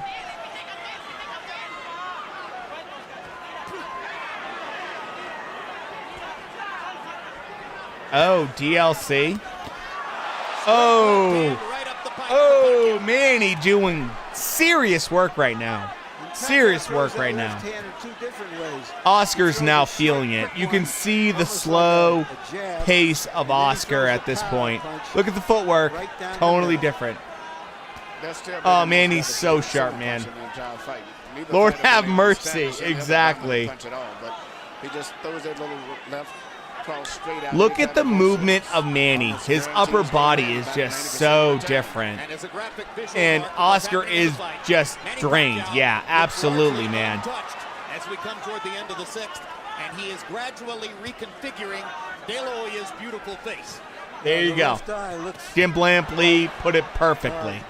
It's going to have a problem as the rounds go on. Well, a lot of critics pointed out that De La Hoya looked stuffed up after fighting Steve Forbes in May. And fighting Manny Pacquiao is something entirely different from fighting Steve Look Forbes. at the fucking footwork of Manny. Holy shit. Wow. AJ literally dismantles Wilder. It doesn't matter if Wilder has the power advantage. Interesting take. AJ is just all-around better boxer. Agreed. And is heavier. Agreed. There's no denying that, Tall Kid. That's a good point. I would say if you're going to look overall, AJ is way more solid. Manny was not a bulky back then, less power, but more quickness. Sky, absolutely, man. Keep boxing and turning them, okay? All right? You ever see once absolutely again, back then. Straight left hand right down the pipe. Directing, that's the kind of punch that's doing the damage to Oscar De La Hoya's left eye. Manny, 8 weight classes, more championships, more than, come on, man. Oh, John, just wait. It's coming. And some observers are still AJ walking Usyk down, that's a possibility, Journeyman. That's a very good possibility. Harold Harold, how do you have it so far? That gives you 6 rounds to nothing, 60-50 for Manny Pacquiao. I mean, Oscar De La Hoya hasn't gotten off the schneid. He's getting shut out. And Freddie Roach used the key word at the end of round number 5 when he said, just keep turning him. Because that's what he's doing. Just like I said before. Beautiful right jab. Nice straight left hand by Pacquiao. There can only be one Floyd with their face. And De La Hoya can't get set to hit him. Oh, there can only be one Floyd. I know, man. We're starting to get to that point in the fight already where you're thinking Oscar has to at least knock him down, if not knock him out, to change this fight. I haven't done a breakdown of Manny versus Earl, but I've done some general commentary on it on my channel. I'll do a breakdown once it gets closer, for sure. Fighter, in my view, he's the most willing target in the sport. Yes. Yeah, but I mean, Manny's just unreal, man. Against the so-called smaller man, we'd see something more. But I think Jim summed it up. There's too much of everything. He just did not figure out how to get into the fight, how to hold him off, how to get to him. It's too much of everything tonight. Oscar is maybe trying to lay a trap, but Manny is too smart and too fast for him. Manny just goes next level. This fight's going to probably end up being stopped. Freddy Krueger at this time, absolutely, man. And in the 7th round, De La Hoya has 0 answers for the Pacquiao assault. No, he cannot do anything. He can't. Pacquiao is making De La Hoya look old, slow, ineffectual, as though he is a sparring partner. Oh my God, man! Vaughn's right. This is brutal to watch. And the fight. I mean, come on, man. Manny's just destroyed. Look at Oscar's face. This is low res, but come on. Oscar De La Hoya. That may be the only thing that's keeping Weeks from stopping it. Oscar's left eye is almost closed. That lead foot, man. Absolutely, Vaughn. He hasn't thrown a meaningful punch in Miller this whole round. Pacquiao is closing in on landing 50 power shots in the round. It's the we most say that about every punches fight. ever landed on De La Hoya in a single round of his career, and virtually all of his fights have been counted by CompuBox. Oscar's getting brutalized. Brutalized. Embarrassing for De La Hoya. Absolutely brutalized. Look at that face, man. Look at that face.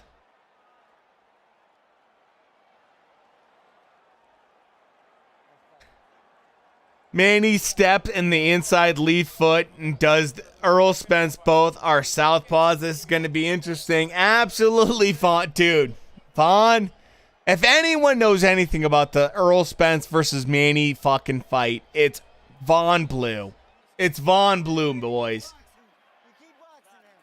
Vaughn knows that shit like the back of his hand.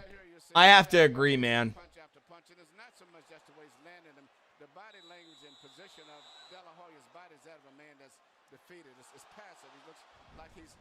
By the way, yeah, no, Vaughn's very based. There's Vaughn's channel. By the way, real quick, we're going to do a quick pause. That's Vaughn's channel on YouTube. Go, boys, let's help Vaughn hit the 100 sub mark. Let's help Vaughn hit that 100 sub mark. He deserves it more than anyone, man. This guy puts in so much work for the boxing community. I'll put it in both the YouTube and Twitch. I mean, Vaughn is one of the best in the game, dude. Let's help Vaughn get over the 100 sub mark. He's so good. And I'm like, dude, every time I watch a Vaughn Blue freaking moment, dude, he's like any take he has, all his videos, super well researched, super well knowledgeable. Like, Vaughn always comes correct with everything. He's someone I look up to when it comes to like boxing knowledge. He really is awesome. Let's help him get over the 100 sub mark. guys. Seriously. Seriously. So. Oh, Vaughn, no problem. In the last 30 seconds of the round, Pacquiao 47 of 103, including 40. Always, Vaughn. Always. You know me, man.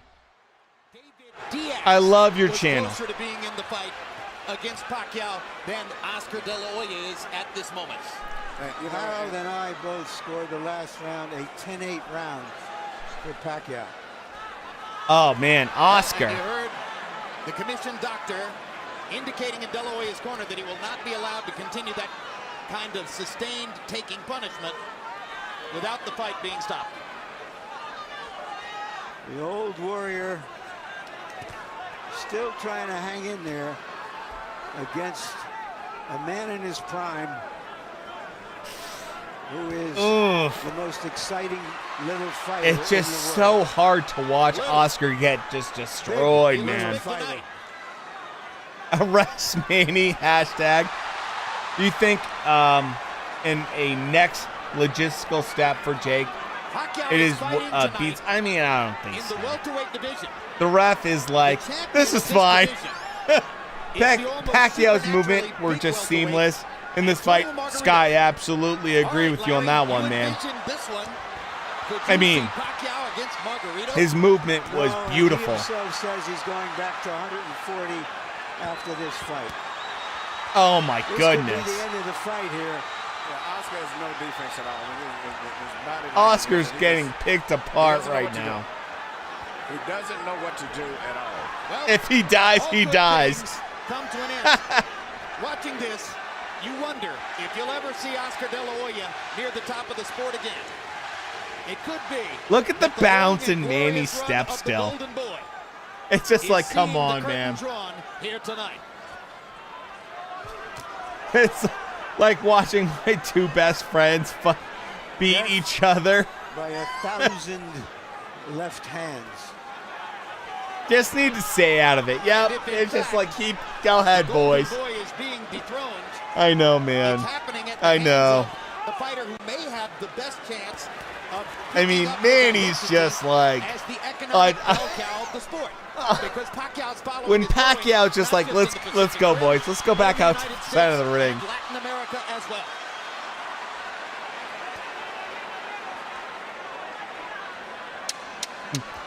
Oh, we'll do it. Who did better? Manny versus Pac. Oh God. Frickin' Floyd versus Manny. Who did it better? This could be the end of the fight. It should be the end of the fight. Come on. Look at Oscar's face. Good God is right. He doesn't feel anything. If you don't stop this. How is he not dead? Cocaine is a hell of a drug, Shrek. Look at the punch, dude. Look at the punches. Like, give me a break, dude. Stop it. Better we stop it. It's our decision, Oscar. It's a decision that we have to take. There's no reason. Look at his ear. He's too fast. Are you okay? Are you with that? You agree? Yes. Done. One more round, or is that it? No, that's it. That's it. Call it. Call it. Is that it? Yeah. That's yeah. It. Let's finish it. That's it. Let's go. You're getting crushed. Manny Pacquiao has beaten Oscar De La Hoya. And it was the right thing to do. This was the last Thank thing of God. all the choices we expected to see in this fight, which was a one-sided fight. Tony Weeks. For Manny Pacquiao.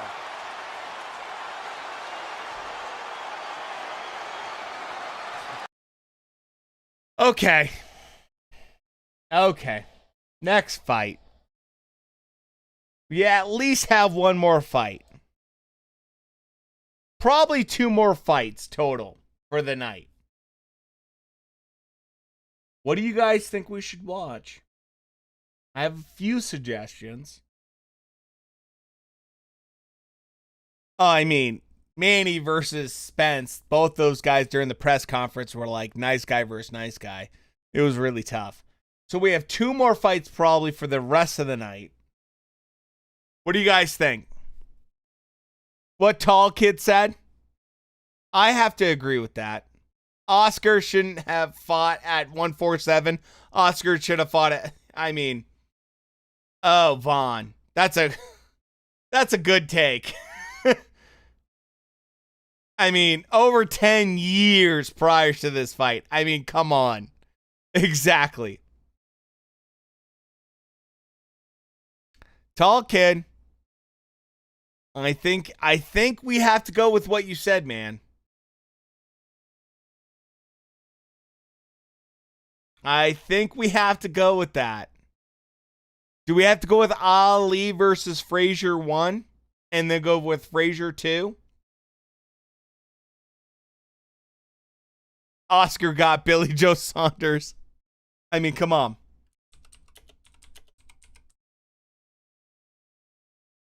I think it's Gotti Ward could take a whole night. Dude, Vet, you missed it. We did Gotti Ward an entire night. We did the entire night one night where we just watched nothing but Gotti Ward. We watched all 3 fights. We will do that again, though. We will do that again. It has to be done. Okay. I think we're going to do a classic. One of the best. And I think it's only fair to do this fight as well as the second fight because it's some of the best of all time. Some of the best fighters, some of the best of everything.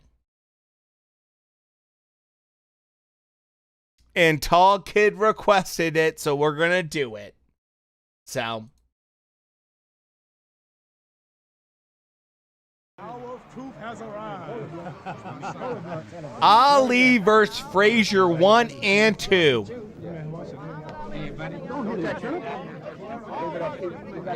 Oh, Gotti versus Ward's one of the best trilogies all time. We can watch that time and time again. In just a moment, I think we'll be seeing Joe Frazier. It is characterized. Psyched up. Here comes Joe Frazier. Here comes Joe Frazier, ladies and gentlemen. There seems to be a mingling of boos along with the applause. I don't know why. This man is a gallant champion. But he is. But that's classic Muhammad Ali versus Frazier. Smoking Joe Frazier, by the way.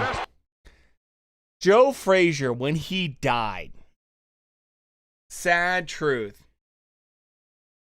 Floyd Mayweather paid for his funeral, I believe, because there was no money left. One of the best fighters of all time. Beautiful green. Right above me now is Yank Durham. He had that drip. He did have that drip. Would you give us a few comments on the rules? First I will, Bert. Of course, they're wearing 8-ounce gloves here in the state of New York. Yeah, Floyd's had a few moments to, really be a class act, and he has had them. If 3 times in a round, he is automatically counted out. If he is floored at or near the bell, the count will continue at the bell, except in the last round. We have a referee and 2 judges who will do the scoring, and the scoring is on a rounds basis with a supplementary exactly. system if the rounds come investing in something good for once. Time in heavyweight championship history, we have 2 smoking Joe Frazier, man. Frazier has won all 26 of his bouts with 23 knockouts, and Muhammad Ali has By the won way, all 31 of his bouts. If you haven't watched this fight, this is one of my all-time classic favorite fights. Watch the lead left hook of Joe Frazier. It is maybe, and I would say arguably, one of the best left hooks ever in boxing history. It is so pretty and so good that there's no argument.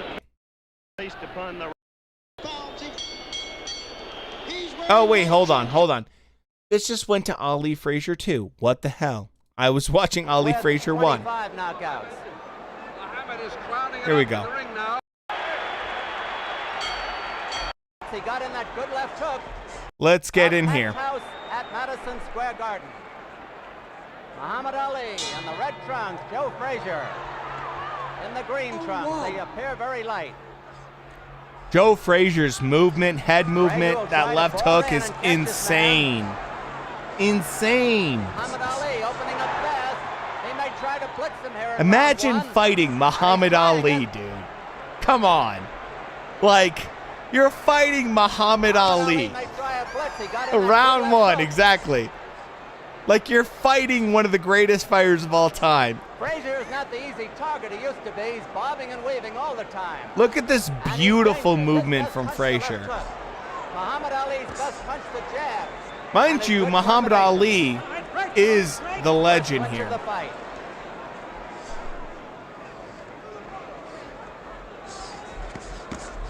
Oh. Hard left hook that caught Frazier. Hello, P came out. Frazier is more vulnerable in the first round, and Muhammad Ali knows that.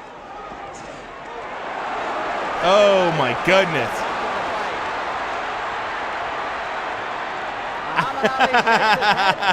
John.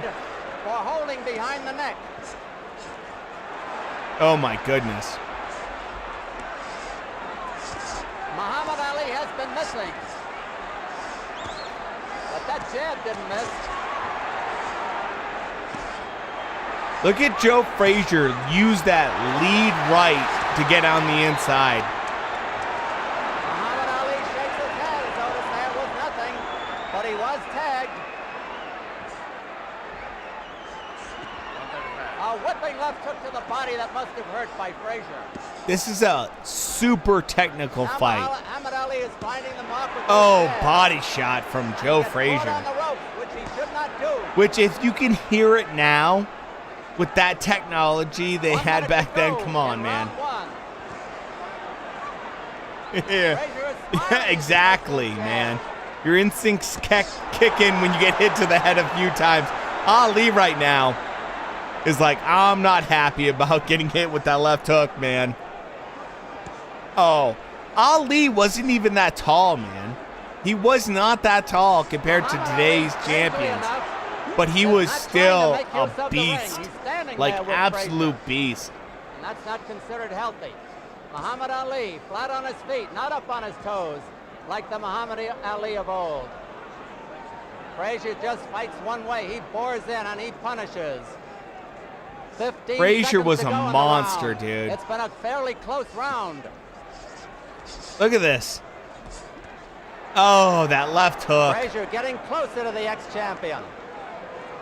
The round is almost over. So you want to hear a little tip? Here's a little fun fact.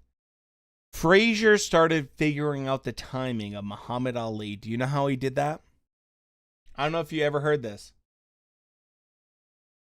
The way Frazier figured out the timing of Muhammad Ali's jab is legendary. It wasn't because of any little tick or anything.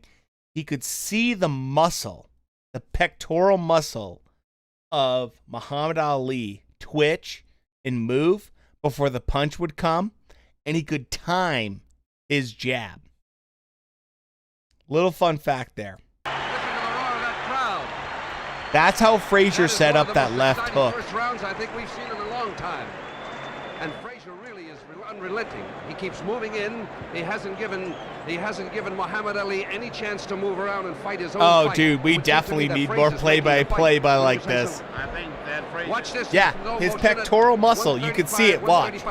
It flexes, and Frazier knows the hook. The jab is coming. As you can see there, as much as to Muhammad Ali, as much as to indicate that he wasn't really hit hard. I think it was Norton that broke Ali's jaw, but I can't remember correctly. Beginning of round two. All right, Dunphy. There's Joe Frazier in his corner with his manager, Yancey Durham. Champion Joe. Muhammad Ali. Round two.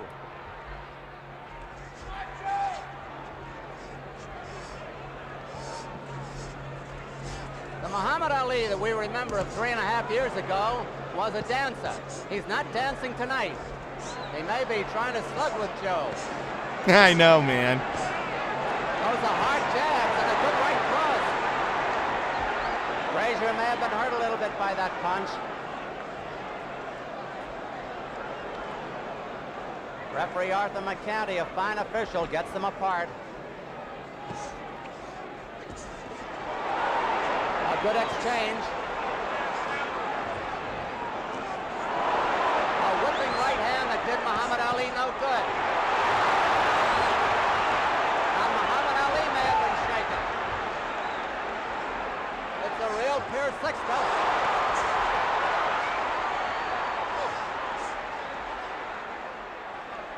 Muhammad Ali got in the best exchange, a good 1-2, a moment or two ago, as you saw. Boom.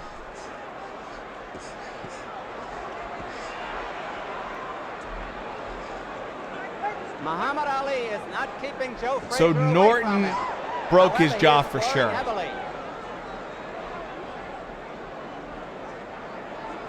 Round 2 is half over. Oh my goodness. Look at this.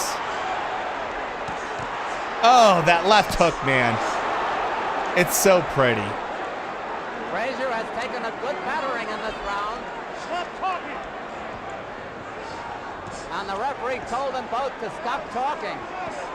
They have time for that. Muhammad Ali is pot-shotting Frazier with that right hand and getting away with it.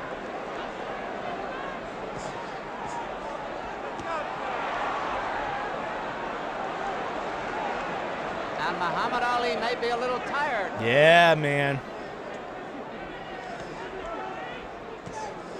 Less than a minute to go in this round.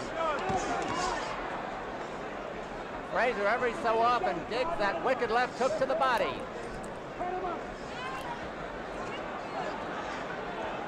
It has been a dandy. Ooh, that must have hurt.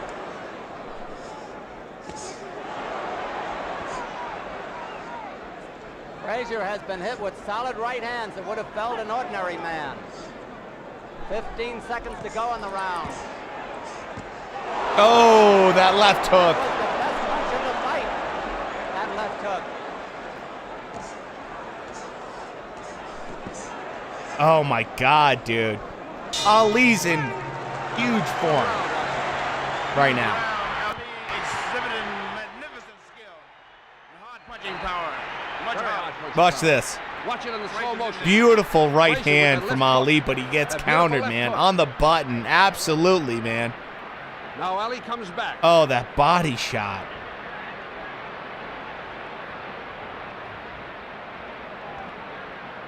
There is no question that if Ali wins, he'll be beating Frazier at his own game, don't you think? That's right. Here is the instant replay again. Oh, I mean, this Look at is that like right. Look at those rights. one of the best right fights and of all left. time, man. Frazier is a strong man. So, I mean, He missed with a left hook that time. Joe Frazier doesn't Ali get is enough credit, man. Quite capable of tying a man up in his strong and Look at this. Ali, man. I know. Just spit some I know, blood. He is Shrek. I bleeding agree. inside the mouth. Look at Round Ali 3. talking. Look at the movement of Frazier. Frazier is a little bit underrated compared to a lot of people. I thought you'd like this, John. I thought you'd like this one, man. This fight so And we're far going to watch ranks the with second great one, ones. too. Maybe the third one if you guys entice me. Again, the referee tells them to stop talking, and they sure are fighting. Frazier is not getting that clean shot at the body that he did in the earlier round. I mean, In, Joe round Frazier, so much smaller, but just, I mean, the head movement, the body movement.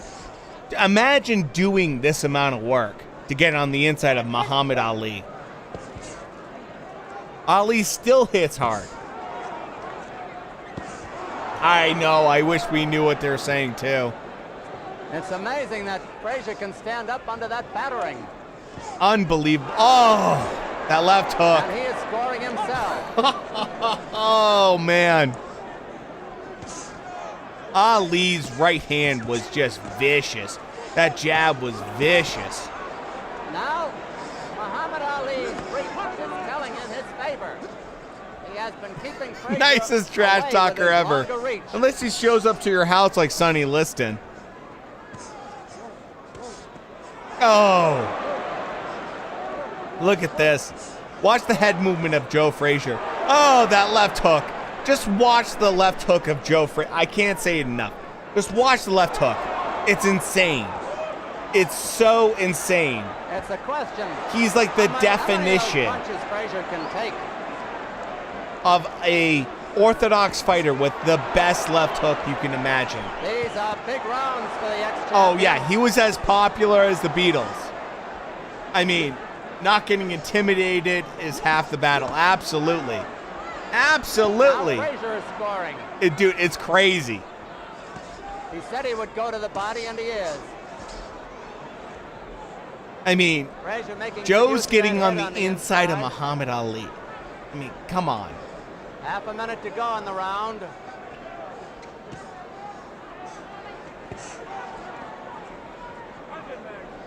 It's so much hard work. I know, man. The way he's ducking those punches. Frazier must be hoping that Ali will punch himself out. And he might be a little bit right. Oh! Oh! Oh! I mean, come on. They're in Ali's corner, and Ali is hurt. Come on.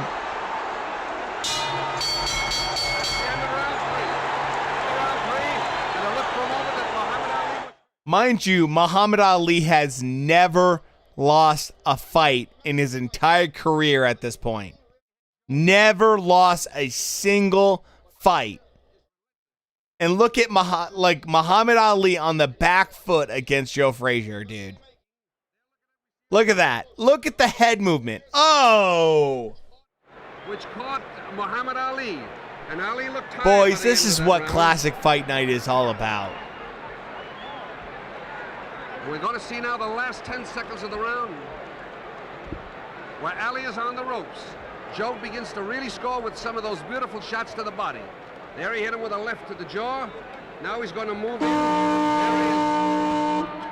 Right to the body now. And here we go for round number 4. Muhammad Ali in his corner. He gets up before the bell. Round 4. 4. My God.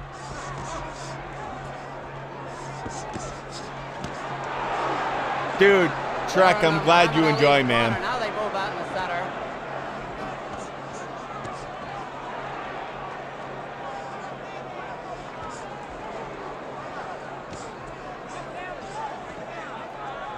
Muhammad Ali is any close fight will go Ali. You can't have a subjective fight, absolutely. And Joe keeps coming in. Of today and fighters of 20 years, absolutely, man.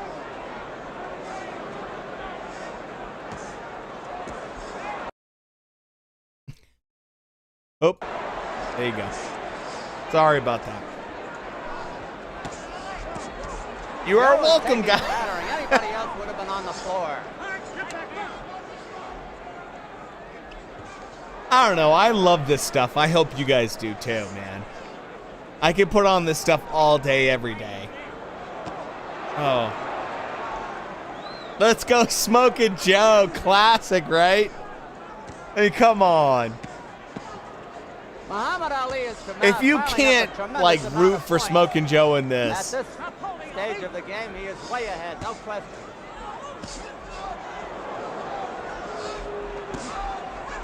Oh, that body shot.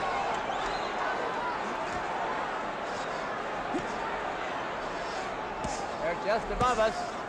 That whipping right uppercut, one of Ali's best punches. Oh, my God. Oh, my God.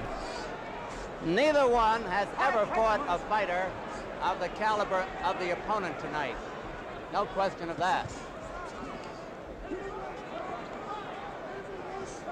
Joe's left hook is incredible. A Dude, minute to go in round 4. it is what every trainer dreams On the about. ropes. Joe could be running out of steam too.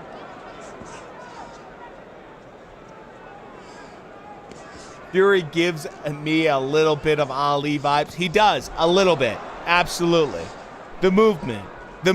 Classic Ali movement and just like constantly on the outside back foot. Oh, Frazier tags him. Ali ducked into that I know. instead of moving. Look at this. Oh, John, I'm glad you're enjoying, brother. This is what we like to do. Classic fights, just like the best. Oh, come on. Ali taking big shots.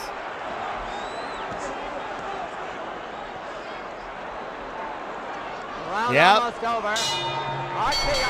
Yep, John's right. This is exactly what we used to do, man. John and I used to watch like classic fight night like this all the time because it was just like, if there's nothing on, let's just watch the good stuff. And John and I used to watch this exact stuff, man. 2:45 into the end of the round. Now look at Ali hit those blows, but look at Frazier keep coming. I got a fight for after this that's going to blow your mind. I mean, this is just so good. Then I selfishly moved to Colorado. This is 35 seconds into the round. John, I'm not going to say anything, but I might be back in Washington by elk season. We'll see. That's all I'm going to say. Bert and Archie. Might happen. I don't know.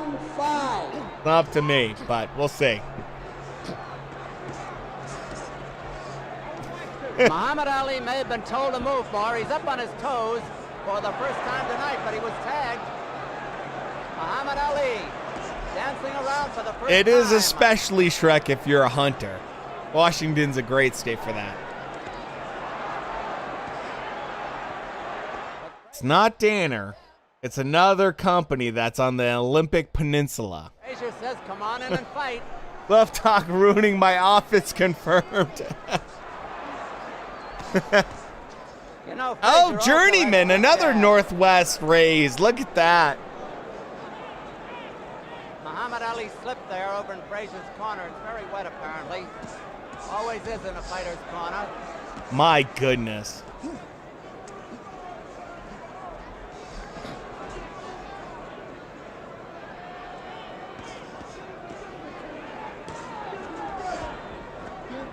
The way Muhammad Ali's gets his, just right hand dealing behind with the this neck and distance, pulls man. Frazier in on him once in a while. I wish I could run your office, Shrek. 1-2 and a jab. Oh, Ali. A little jab and grab. A little 1-2 and grab, huh? He's just smiling at him.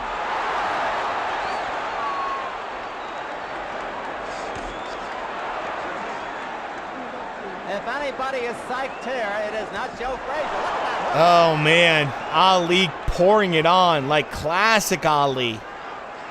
But Joe Frazier's just relentless. Relentless. Frazier's just laughing at him. Oh, I wish, Shrek. I mean, for two heavyweights, it's crazy, man. Jay, we're watching Ali versus Frazier 1, man. I knew, Jay, you would love this kind of fight. Journeyman, absolutely. This is a bonkers pace for heavyweights. Look at this. Look at just, I mean, Frazier alone is just blowing my mind. I mean, they're like, yeah, I mean, this is, the output's insane. Half a minute to go in the round. Yeah, absolutely, Warriors. Oh, my God. Trump versus Biden in a fight. Bert Lancaster said that Joe Frazier was like Oh, a snake. my That's just God. what he is. Oh. He just can't stick his Ali stick in that is chin just out, doing everything, man. How many rounds was the fight scheduled for? I believe 15. Joe Frazier's taking the play away from Muhammad Ali. 15 rounds. I don't know how, though. I don't know how he can stand this. There we are watching watching it now. Look at him. See him taunt him in that one. He's dropping his hands and just I letting mean, him throw punches. oh. I don't think, however, that Frazier can continue to take those kind of punches. But he surely is some kind of a very strong, strong man. Beautiful. I think he's trying to psych him out. Winner takes on Jake Paul. I mean, this is a Joe Frazier who's apparently kept a lot of anger against Muhammad Ali in his heart.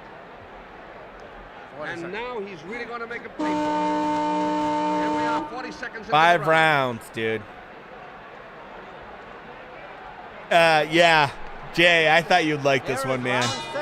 And this is round I mean, we're in round 6, and this has more action than most fights can total. Oh. Now it's Muhammad Ali making the clinches. Look at Ali's jab. It's beautiful. It really is. Like, he's so trying to find that distance. But Frazier's left hook is just coming from this. Watch Frazier's hook. Look at this.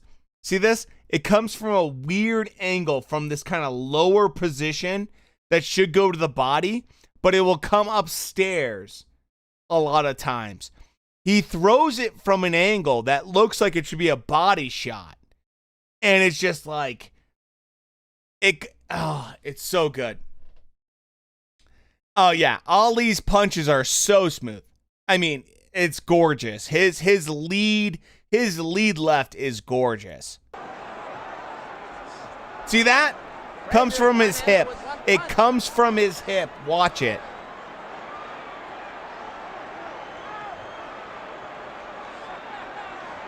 Oh, there it is. And that's why he can disguise it. Oh. Now it's Frazier doing all right, Minnie. Be back soon, brother. To hold on. 2 minutes left in the round.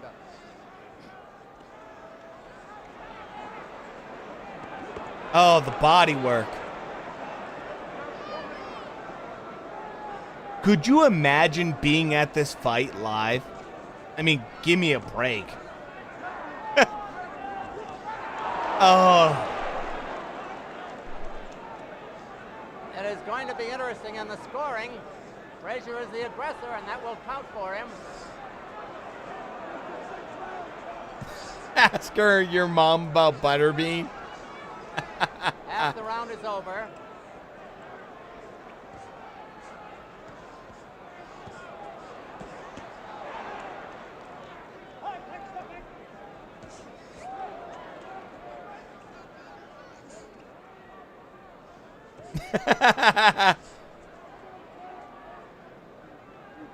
Oh God, I didn't even think of that. How much smoke is in the room? Oh my God. That's a good point, man. I get the feeling that they're both tiring a little bit. You think? They're a little bit tired?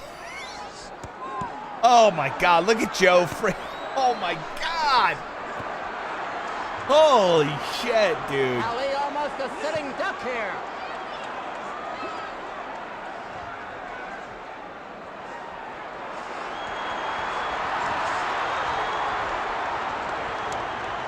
Frazier incredible, man.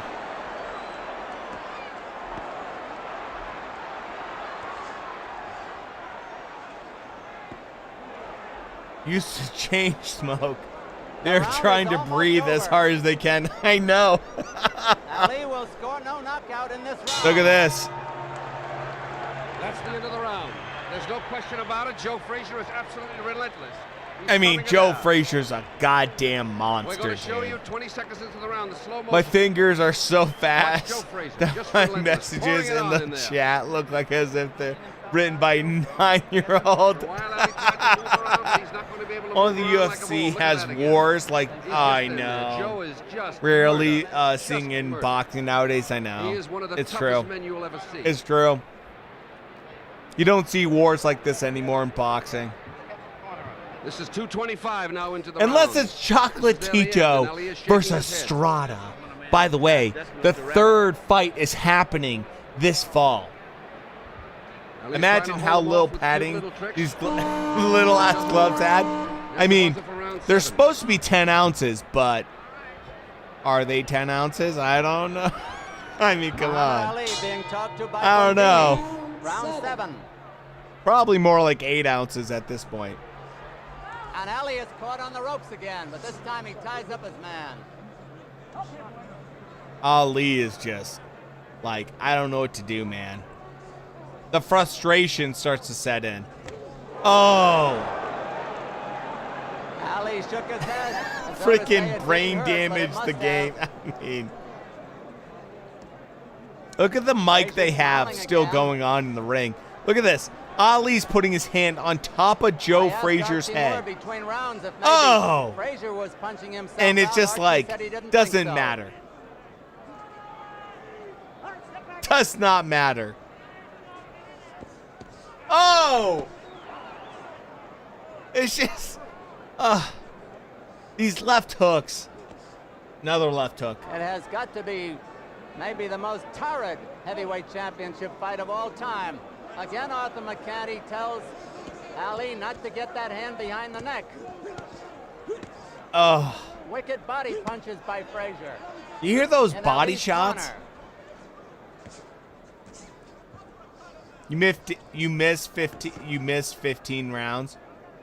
But it's either that or boxers lose 20 brain cells.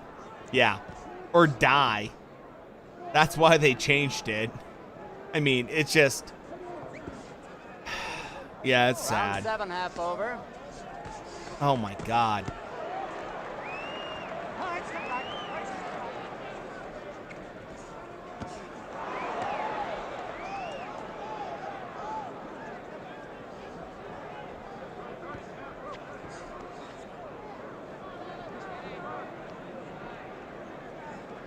Yeah, they're not as amplified, that's for sure. 1 minute to go. What in happened? This round. The guy was sad. I know. Those solid jabs. I know. And Frazier may have slowed down a little bit, but he dug one into the body. And Arthur McCanty tells Frazier to keep his punches up, which he just did. He's still, I mean, Ali, as much as people like, it's sad, you know. But, I mean, there's so many boxers that wish they had even remotely a third of the legacy he has now. now. It's Ali dropping the hands. Frazier smartly goes for the body. Joe there. is smoking like a train. His mother does not stop. I mean, his motor does not stop. Absolutely. I mean, this is crazy. Look at this. I mean, come on. Ali shakes his head. Come on. The round is almost over. Did he die of CTE? Ali? Ali seems a little disgusted. Ali did, I believe, did not die because of CTE. Now, I mean,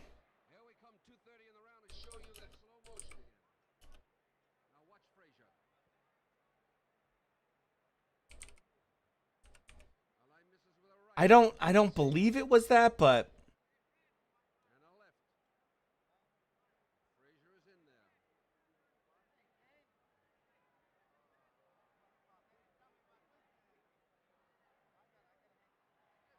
yes, his Parkinson's was tied to it. Okay, yeah.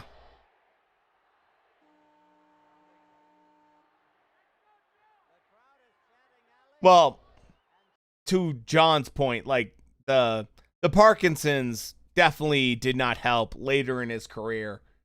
I believe you guys are right.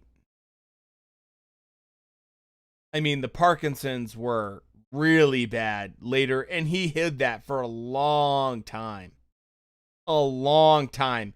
In that Larry Holmes fight, the Larry Holmes fight was just brutal. I mean, but his defense, oh, Shrek. Oh, God. Oh, God.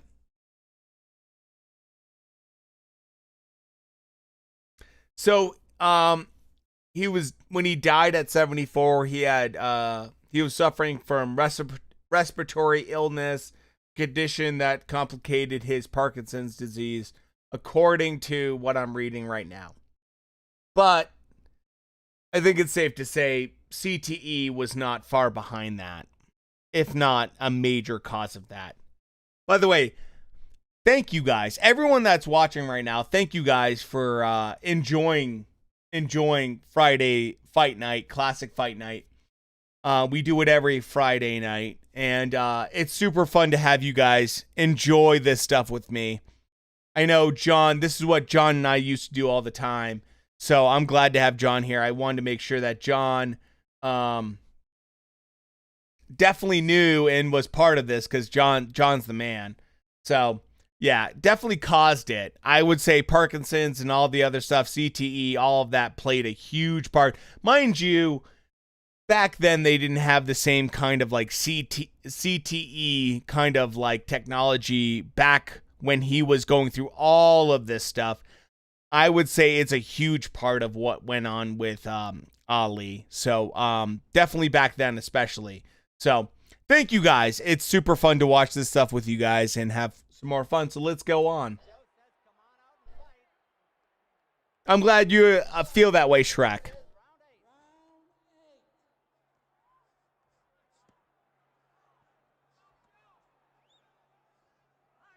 I mean, yeah, 74 was young. For a boxer at that time, sadly, not as young as a boxer should be.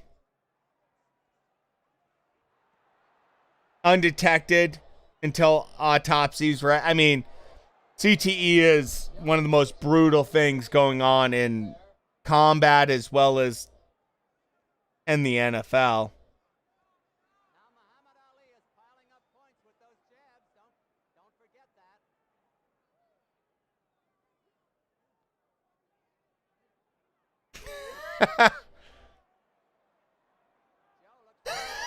Shrek.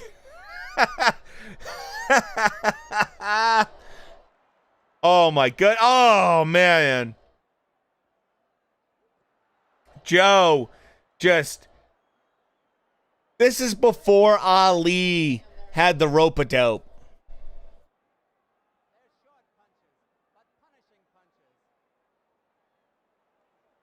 Look at the head movement still. Joe Frazier's still leaning down. The head movement is still incredible, man. On the inside game. I mean, amazing. Amazing work. Oh.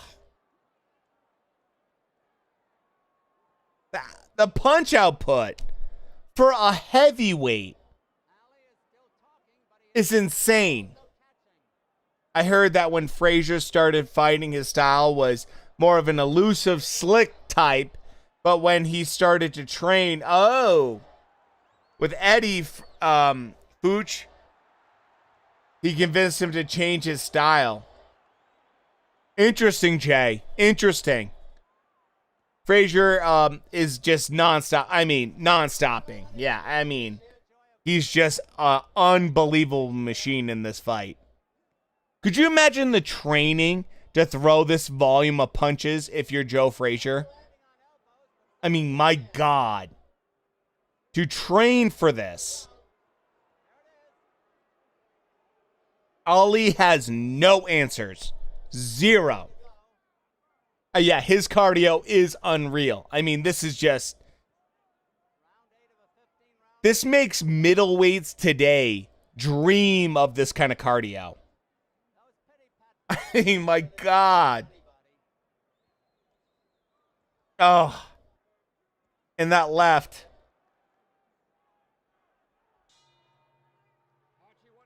Oh. Ali's just like so frustrated. Canelo has entered the chat.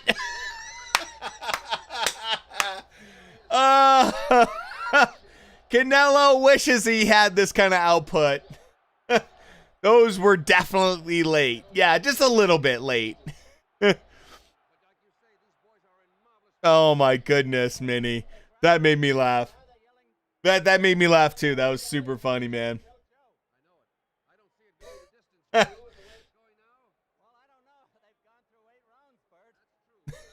Listen to the commentary team, man. The commentary team is just like...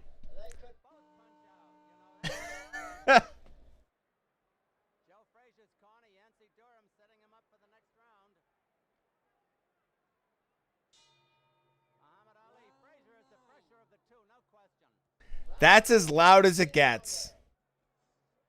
I have no control over this. Oh, sorry. How's that? How's that, John? You must remember this in the scoring. Muhammad Ali has been making most of the clinches, and that will count against him. He has broken off the exchanges more often than not. He has also scored some devastating punches against Joe's head.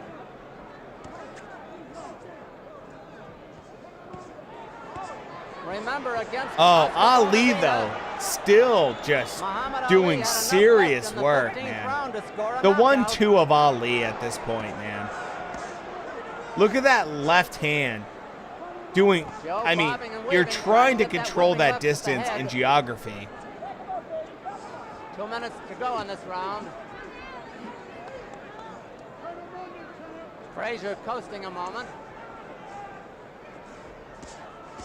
I know, throwing downhill too. All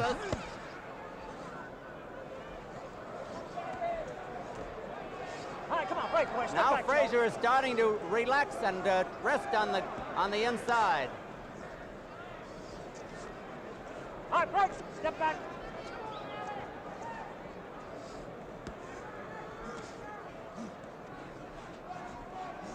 Frazier trying to get that left hook to the head.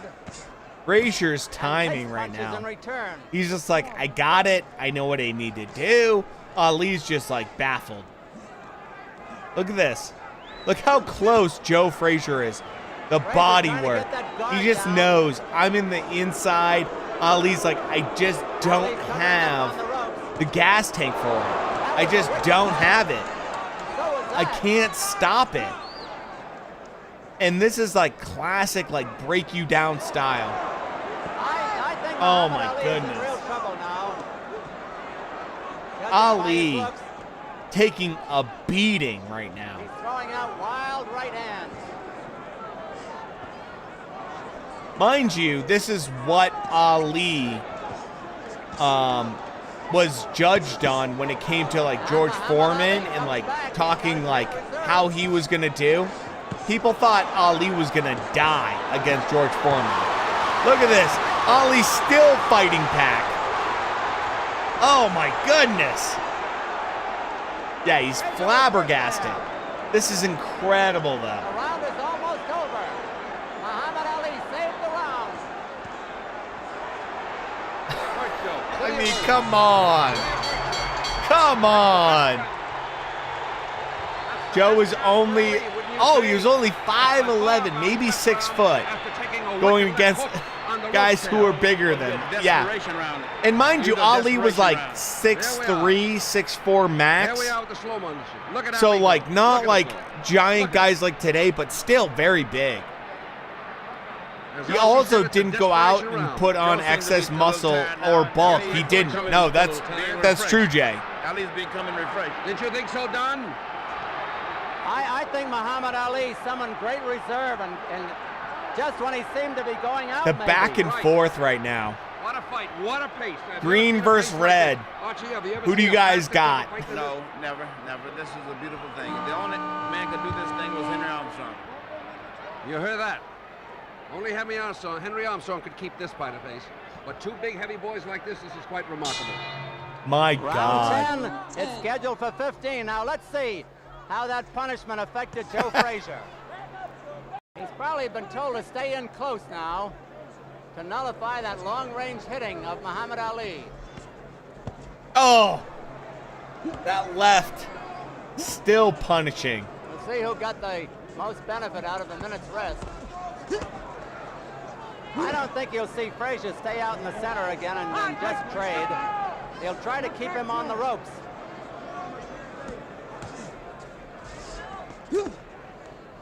Frazier grunting as he comes in with those punches.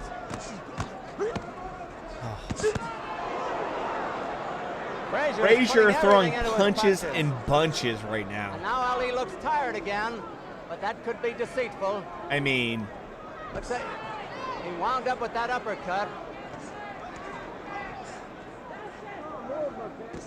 both guys so tired. They have 5 more rounds after this. Frazier Unreal. trying to get Muhammad Ali to the ropes again. He takes punishment as he gets him there.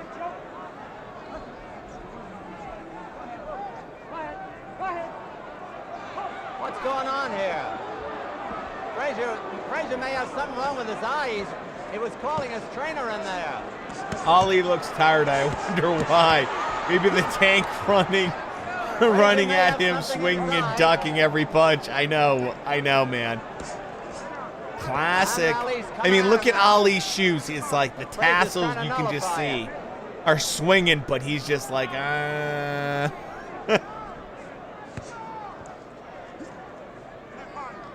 Frazier's using that right hand to just block those punches. For a moment, I thought Joe was going to walk out of the ring.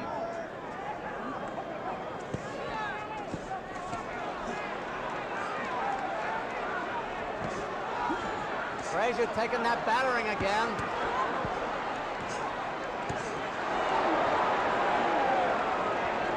Ali, at this point, is doing really, really well. He's showing some of that pedigree right now. He's taking some of those shots, but he's showing some of those skills still. And Frazier's just like relentless like a bull. So, right there where there's that little bit of clinch, if that was Tyson Fury, he would have leaned on the guy because he's 6'9". Round almost over, as you see. Imagine, oh, good left hook from Joe Frazier. Imagine listening to this on the radio. Another good round, incidentally, for Ali. I mean, Ali seems to be coming back in a kind of a way. Ali's doing super well right now. He's definitely coming back to a certain degree. There when Joe looked to his corner, timing's coming back. Wrong, and the referee waved them on. He's understanding the spacing as well as just distance control. Like, he's definitely doing better right now. But Joe Frazier's just nonstop. That was wrong with Frazier before when he made that gesture toward his corner.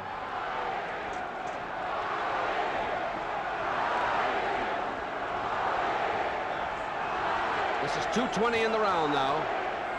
2:20 and 2 minutes and 20 seconds into the round. You think you watched on CBS? Did you watch this on CBS, John? Back in the day? Round 11.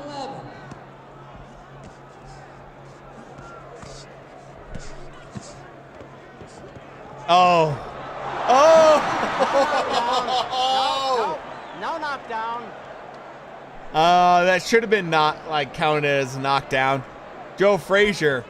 The fights were free. Jesus Christ. Muhammad Ali slipped down that time. Could you guys imagine this fight being fucking free? That was a knockdown, yeah. It was a flash knockdown, but it was a knockdown.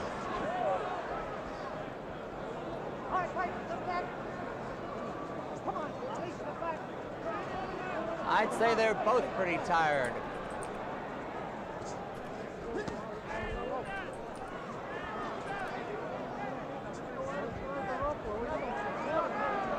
There are 2 minutes left in round 11.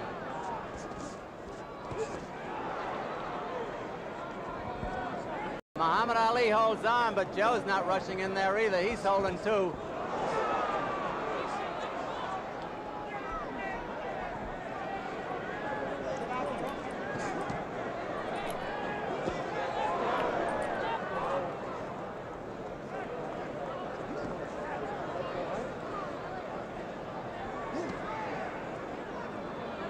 I'd say so too, Sonny. It was a delayed knockdown. He buckled his knees after getting hit in the chin. Absolutely. I mean, Ali right now. People are booing, but come on. Compared to our modern boxers. Oh, Ali's still being vicious, though. And Frazier has gotten wild. He's lost the good timing he had earlier. Lost the rhythm. Oh. That one hurt. So did that. And Muhammad Ali staggers.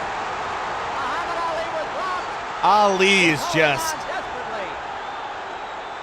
How he can still stand from these blows from Joe, man. Yeah, they're made out of something different. Butterbean still beats them both. Look at this. Oh, that left hook.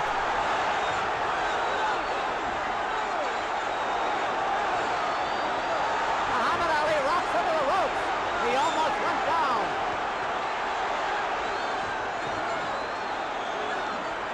I mean, Ali, dude.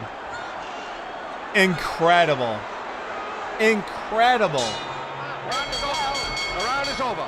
The round is over. What a round. I know, man. It's just... Muhammad Ali was really out that time. Frazier really clobbered him with everything. He charged at him like a ball. I know, but I mean, he took a terrific beating. There was no question about it. They may try to fool him and catch him. Here we are going to show it to you on slow motion again. Now look at this.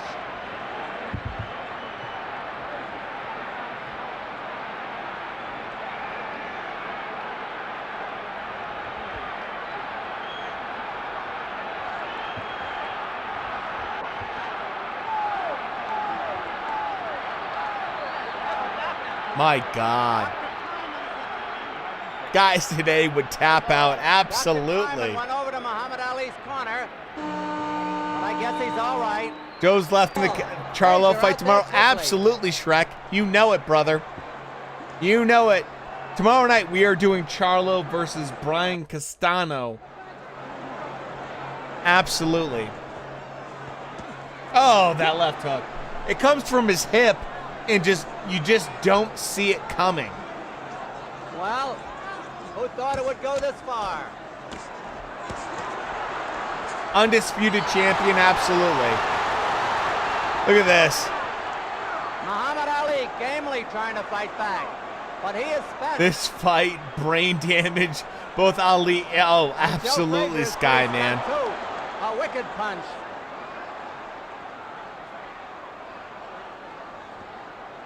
Joe smartly goes for the body. Frazier resting in there too. He's had a tough night. 2 minutes to go in the round. Ali still throwing jabs. Frazier is very still making contact. For a couple mil. Only shorten your life by about 20 years. Oh my God.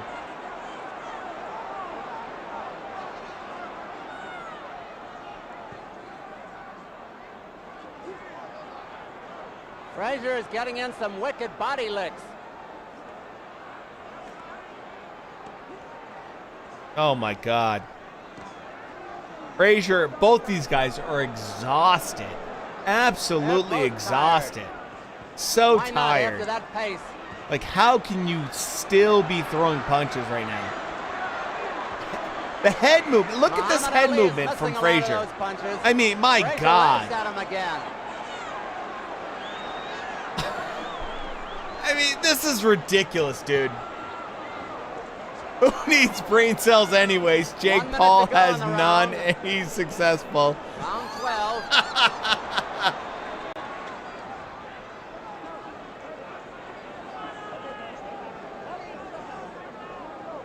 They're made of titanium. Well, I'm going to disprove that, Minnie, in the next one. I have a very special fight for the next fight after this. It's a really good one. Half a minute to go in the round. And it's what we should be, you know, watching after this. Joe Frazier, man. Look at this. Look at the freaking output and just general work rate he's putting in right now. It's insane. That's insane work rate. Archie, that was a tremendous round. Yes, it was. Ali made a My great comeback, God. didn't he, there? Yes, but Frazier had him on the really ropes. On the last had him on the ropes. From someone who was virtually out on his feet in the round before, I would say that Ali made a great comeback, but he's a tired boy. He's a tired boy that we're really working furiously. That's a in this great corner, take pouring right ice in there. him. He's Now a we're seeing tired this in boy. We're seeing That this in left replay. hook, look at the 30 left seconds hook, into the man. fight. It's like Into this 6 particular left round. hooks in a row. It's insane. It's crazy. Ali is It's certainly like disproving the any left doubt that hook he's not is a great Ali's fighter. kryptonite. It's bonkersville. Body work in here. And now we see the same action in slow motion. I mean, Coming up come for round on. 13 now. There's few times I've seen a fighter just figure out Round another 13 fighter of like a that. 15-rounder. Oh, Step back. if you're an Ali fan, you Ali must is be putting all his shocked power right in now. those punches, and they've got to be hurting Joe. The biggest crown in the world at stake, the heavyweight championship. Oh, that 1-2 from Ali And is just Ali seems to be coming non-stop. back. And I appreciate that, but my God. Now Ali is piling up points. He's boxing beautifully at the moment for a tired man. Ali slipped, but nothing happened over there. 2 minutes to go in the round.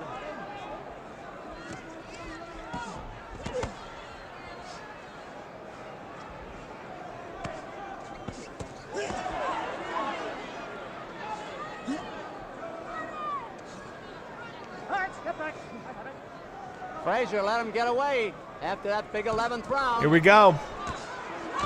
Frazier's taking damage. They're both going at it right now. And that left hook hurt by Frazier. In a way, I wish we used to. I wish we would have 15 Ooh, rounds do you hear that sometimes. punch? For certain fights, I mean, come on. Ali making the clinches again.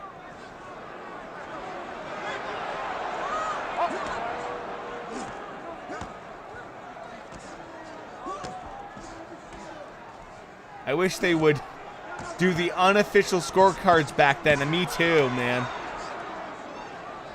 They're both great game fighters. There's a spot of blood on the shoulder of Ali. I guess it's from Frazier, but I don't see where. Well, they're fighting like lightweights now. I want to see the scorecards for this fight so bad. I get goosebumps watching this.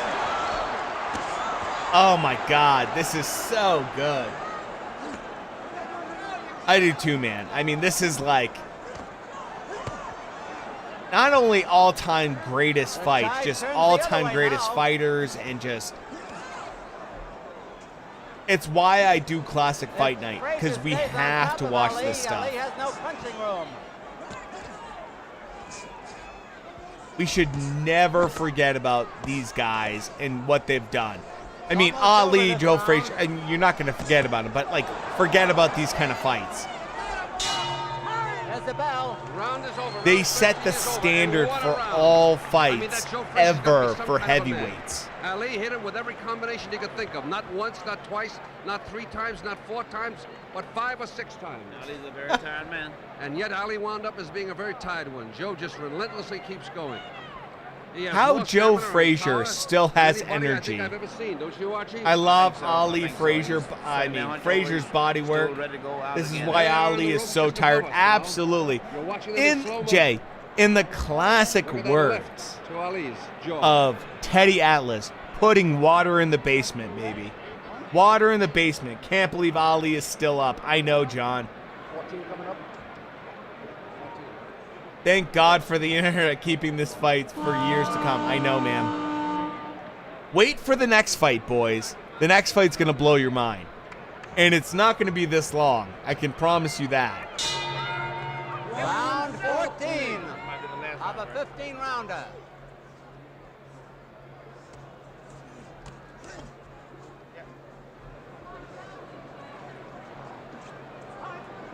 Ali just has to be somewhat frustrated. A lot of guys would be so frustrated at this point. But you can see Ali still tries to adapt and change at this point, which is a trait so many fighters don't have, man. Muhammad Ali from getting Both, set. yeah, are complete, I mean, still composed. Oh, that left hook. Oh, my goodness. I mean, they're still amazing. Hearns Hagler. John, we've watched, Hearns Hagler was the first thing we watched on Classic Fight Night. There's Muhammad Ali. It's not Hearns Hagler, but we will do that again, of course. I have another one, though. I have another one that will be pretty... It's actually shorter than Hearns Hagler. To give you a hint for the next fight. Doesn't get much more legendary than this fight. I mean, yeah. This is quite a bit up there. Stop holding, boy. But wait till you see the next one, boy. I can't even hold my... I can't even... I'll hold my tongue. I don't want to say too much. The next one you guys will be very happy with. Oh, look at that. Just misses. Stop holding, boys.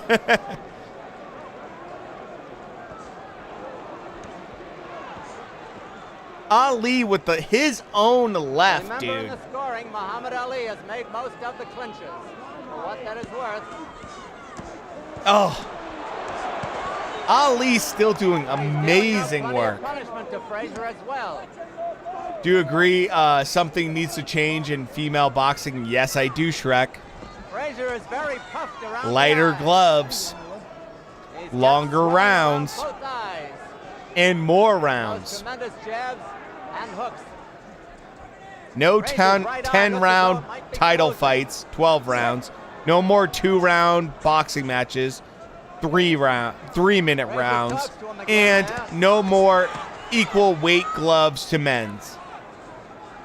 More talent would definitely help. I'm sick of watching Katie Taylor beat everyone up. And same thing with Clarissa Shields. This round nearly over. Round 14. Oh! Joe Frazier is still tagging, but Muhammad Ali, man. No knockdowns, but Muhammad Ali was staggered in the 11th and almost went down. That's the end of round 14, and what another great round. Okay, final round. Now, Final round. There's something wrong with his face. He might very well have a It's broken so jaw. crazy how many rounds got a wealth they there used to that's go. I know. enormous To hear size. round 14 sounds weird. I know, man. Now let's turn back to the instant play for a minute. 35. Final round, boys, is Ali right. came through very well Here in we this go. round, scoring repeatedly and seeming to get stronger.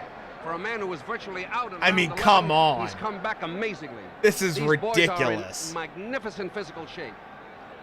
Don't you think so, Archie? Joe, I think so. I think that Muhammad Ali has proven a lot to a lot of people that he could come back. That's right, that he could come back because he's fighting a really relentless fighter. Joe has a serious well. For being more rounds, this fight feels faster than most 10-round fights. Yeah, it's because the action, man. The action's crazy. All right, Did you guys see that? Let me do it again. Let's do it again. Referee Arthur McCanny has Casey missed it. something they've been Watch the doing left all night. hook. Now, Muhammad Ali's going to go boxing again. Watch the left hook. And Frazier gets in to nullify that attack. This is what decides the fight. The referee. Time is important here.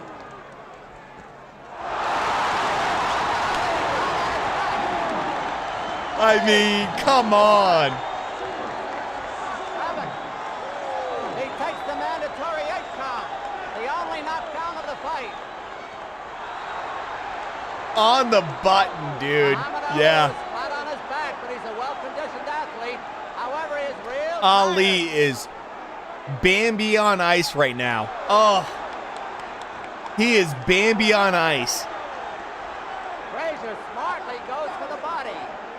When Muhammad Ali covers up. This is like unreal. Blood in the water, absolutely. This does not neglect the body. Look at this.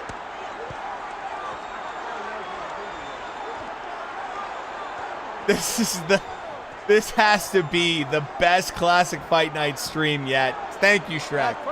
This is so much counterpunching and technique going on here. Not just two guys throwing. I know, two down, two up here. Ah, yeah. I mean, it's just like insane. Muhammad Ali has never taken such a battering.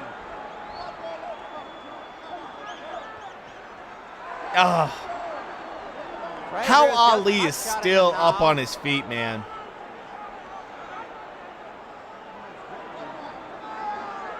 I know.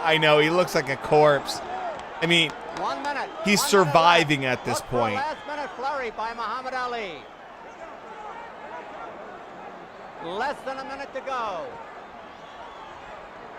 Both guys are exhausted. But the head movement, look at this. The head movement of Joe Frazier, dude. Come on. That's ridiculous. Remember, the scoring is on a rounds basis. Frazier is tired, and his eyes are closing. Do you think his brain is... Half a minute to go. I mean, panic mode? Absolutely it is. Still ducking every punch. Yep. 15th, at least up to now. One of the best of all time.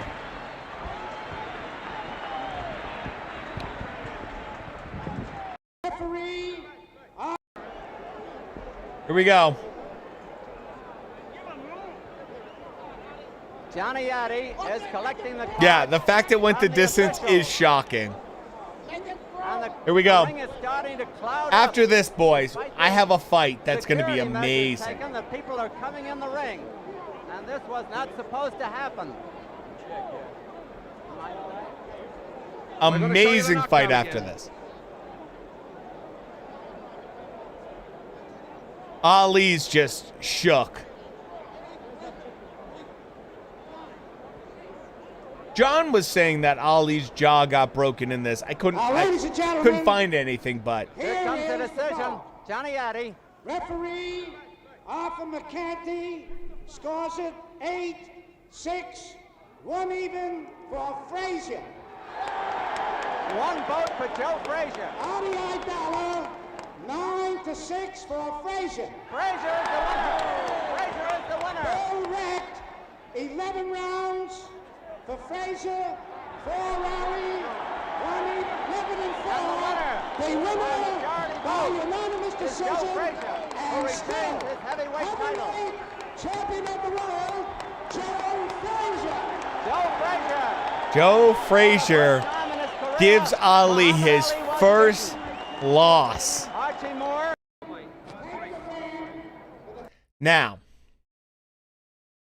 we have to talk a little bit about history, very briefly, and then we're going to get into the next fight. And the next fight is going to set the stage for next week's Classic Fight Night. Oh, boy. Oh, boy. Because this one, boys, is one of those fights that will blow your mind.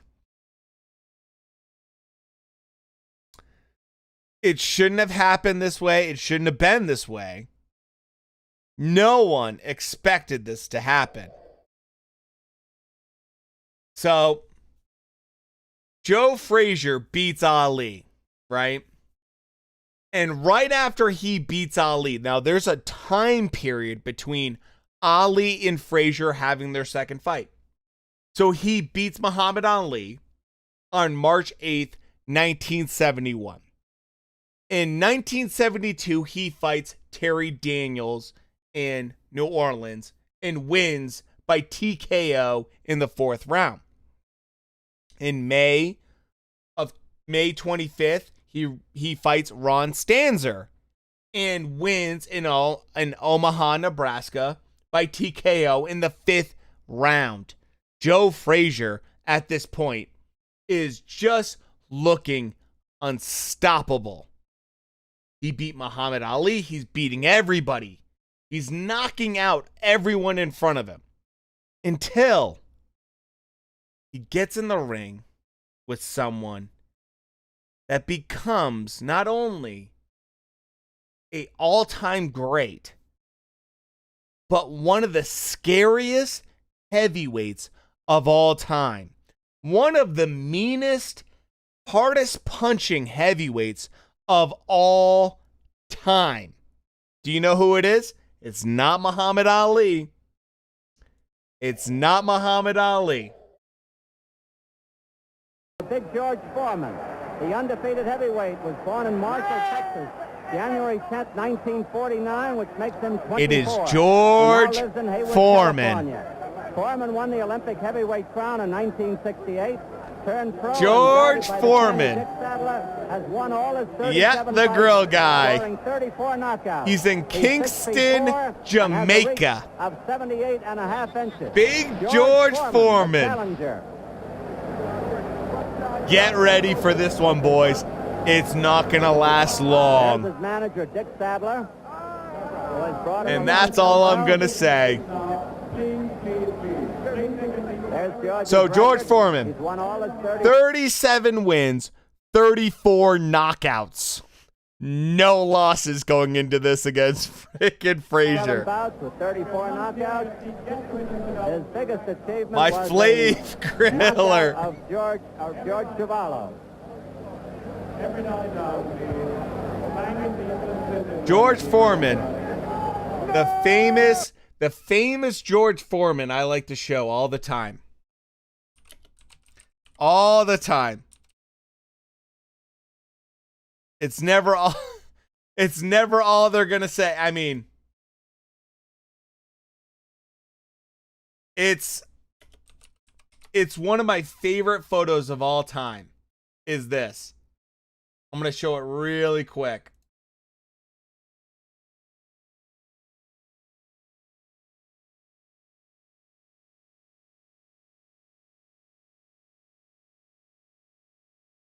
It's one of my favorites of all time, man. It's George Foreman showing how strong he is back in the day.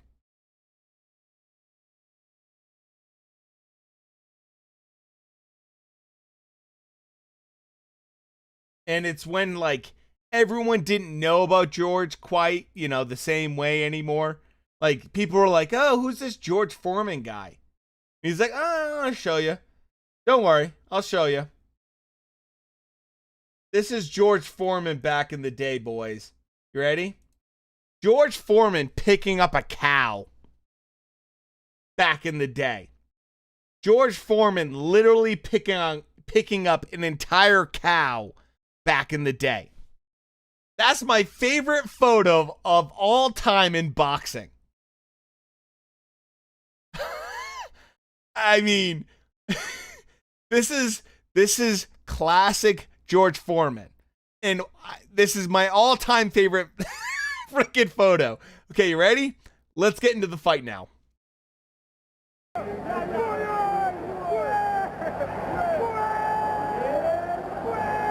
Here comes the undefeated champion, Joe Frazier. Joe was born in Beaufort, South Carolina, January 12, 1944. Didn't he kill them with the first punch or something? Frazier won the Olympic heavyweight crown in 64. And guided we by are Yancey working Durham, with has won all of his 240p, professional boys. fights, giving him 29 straight victories with 25 knockouts. This is the best I could do for this fight, too. Frazier won Hold on. recognition as heavyweight Let me see if I champion can by find defeat- one. Let me see if I can find something better for you boys. For 2 seconds. I'm going to try really quick. I'm going to try. I don't know if there's anything better than 240p. All right. Here we go. Maybe maybe this. No. Everyone wants to show the second fight, but no one wants to show the first fight.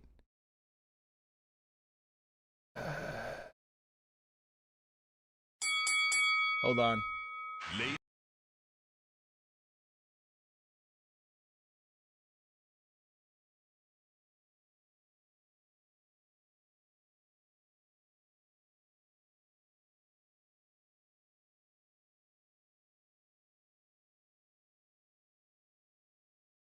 Okay.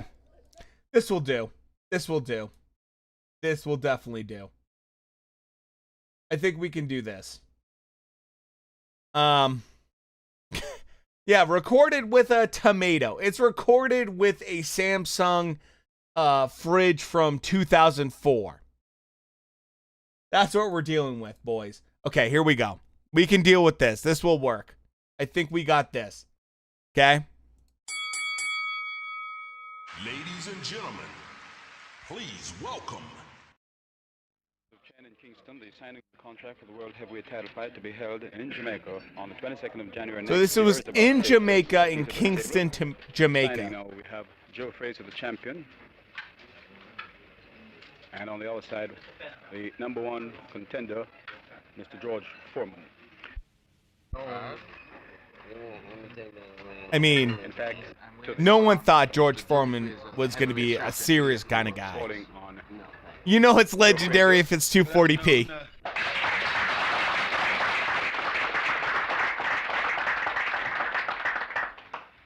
Well, I'm not going to say too much about George because you all know that I'm not really a great rapper, mouth run offer. You know, it is like some people we know. And, I'm very happy that the fight is coming off because one particular reason, I feel like you need people like George and myself in the fighting game every day because fighting is a sport and it's not a politician thing and it's not a thing to be rapping off and talking about it. First of all, you're going to have to get out there and prove yourself and do the job real well. I feel like this is going to be a real good fight and we don't have to sit here and rap about it and go through a bunch of strange commotion because George is not that type of guy and I'm not that type of guy. George's going to be out there trying to win the title and I'm going to be out there trying to hang on to it. I don't want to be as modest as Joe Frazier because 20% isn't as near as enough as, you know, he's going to get. So I've got to get out here and preach and brag. You know what I gotta do? I gotta sell some grills. So how many of you want to buy a grill? I got a great grill. It's non-stick. You can plug it into your wall. And let me tell you, Joe Frazier doesn't have any grill like this one. And beg and scheme and let you people think that I'm a monkey or something so you can come out and see me do something. And I want all the people in the country, in this country and in all parts of the world to come out and see this fight. And I don't think you'll be interested in come out and see two friends shake hands. Joe Frazier and me will declare war on that date. And that's definitely. And About 8 weeks for this fight with George Foreman. When do you say you peak for it? Well, I think I'm about maybe a week or 2 weeks ahead right now. But anyway, I would say going in maybe the 5th or 6th weeks, I should be at my peak, and therefore we'll just be coasting. I would say, yeah, just a little longer. It's not because of the fighter, it's because I've been out a little longer. And I knew about the grill before the boxing career. A lot of people did, John. All the tricks in the book to take that title. What about that? There was a definite type of chain smoking contending it with Jamaica. I get under them, stay low as much as possible. Otherwise, I got a new thing for him. You're going to see me hitting George with some jabs. You ready to see some sparring? Of course, you don't mind getting hit yourself. Oh, well, I do mind getting hit, but that is the game, you know what I mean? If you go out there, you expect to get hit. And I don't worry about being tagged, you know. I believe I can take it. Joe, you said that you feel sharp. What do you mean by that? Well, I feel to the point where I'm working at ease, you know. I'm running good, I'm boxing good, I'm moving good. And now, if you've never seen old George Foreman, like, training film, it'll blow your mind. Talk about Smoking Joe. One couldn't help but remember another young heavyweight 8 years earlier who had also talked in such bodacious tones. George Foreman used to break heavy bags for fun. That's the biggest advantage. He's had his chance. He's dying with the kings and queens and presidents, and it's my time now. That's the opportunity. I'm going to take advantage of it. I ain't had much television like this. I want this. Fury He's lifts tired of it. He wild takes boars. everything. It's my time. I mean, does it upset you? Does it bother you when people belittle your skills and say, well, you fought nobody? No, not really. It depends on who say it. Is you saying that? No. All right, then. You're bigger than ABC News. Let's get into the fight, boys. I mean, look at the weigh-in. Comes Joe Frazier, heavyweight champ of the world, will be defending his title later on this evening. And eats them, apparently. Oh, he always eats wild boar. Here's the weigh-in. Here is Prime Minister Michael Manley wishing Joe Frazier elbowing George Foreman a little to the side. Look at George Foreman's size, dude. Boxing commissioners looking at the scales now for Joe. Look at the size difference.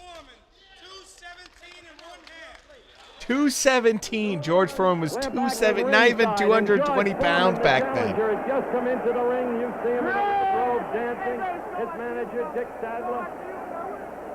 3 knockdowns in the round will not end the fight. That normal rule, and when he does, he'll sink. George Foreman, his favorite workout was hitting the heavy bag. He used to hit the heavy bag non-stop for 45 minutes and break the heavy bag.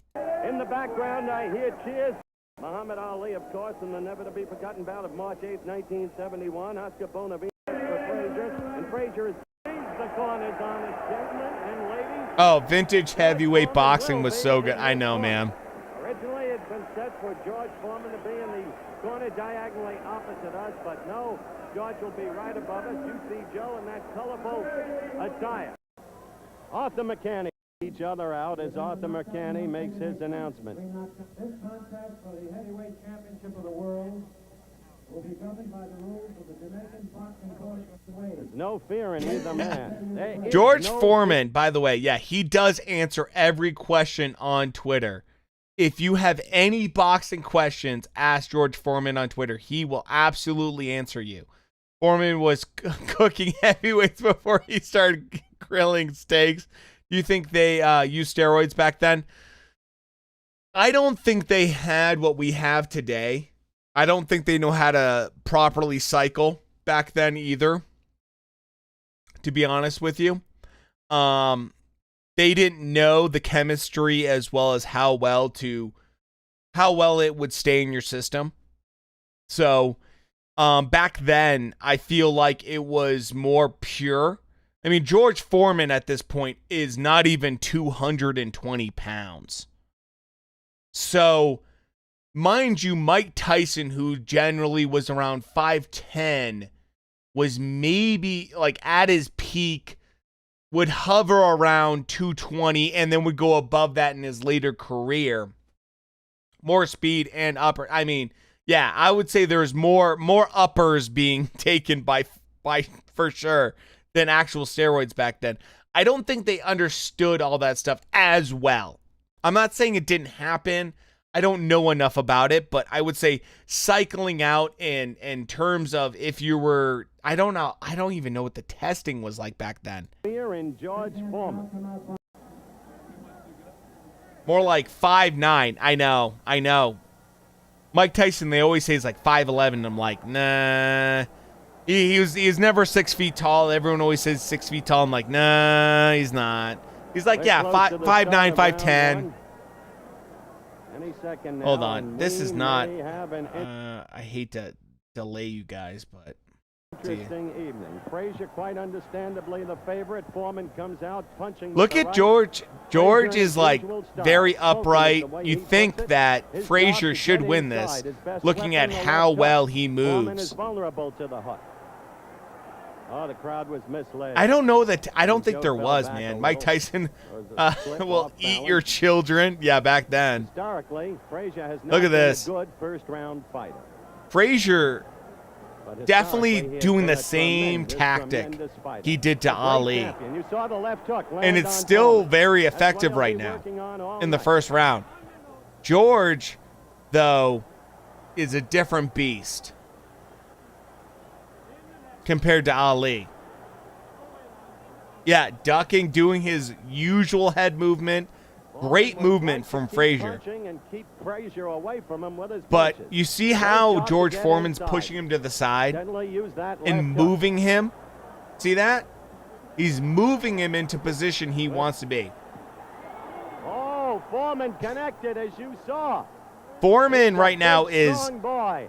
unlike Ali, He likens pushing this him fight to the around same kind of and trying to problem he put faced. him in the position he There's another wants. left by George. He's getting into Frazier's head. See that? He put both gloves find on him. out tonight I want how to much I want to the put Ali you where I fight took want. out There of he goes. Frazier. See that?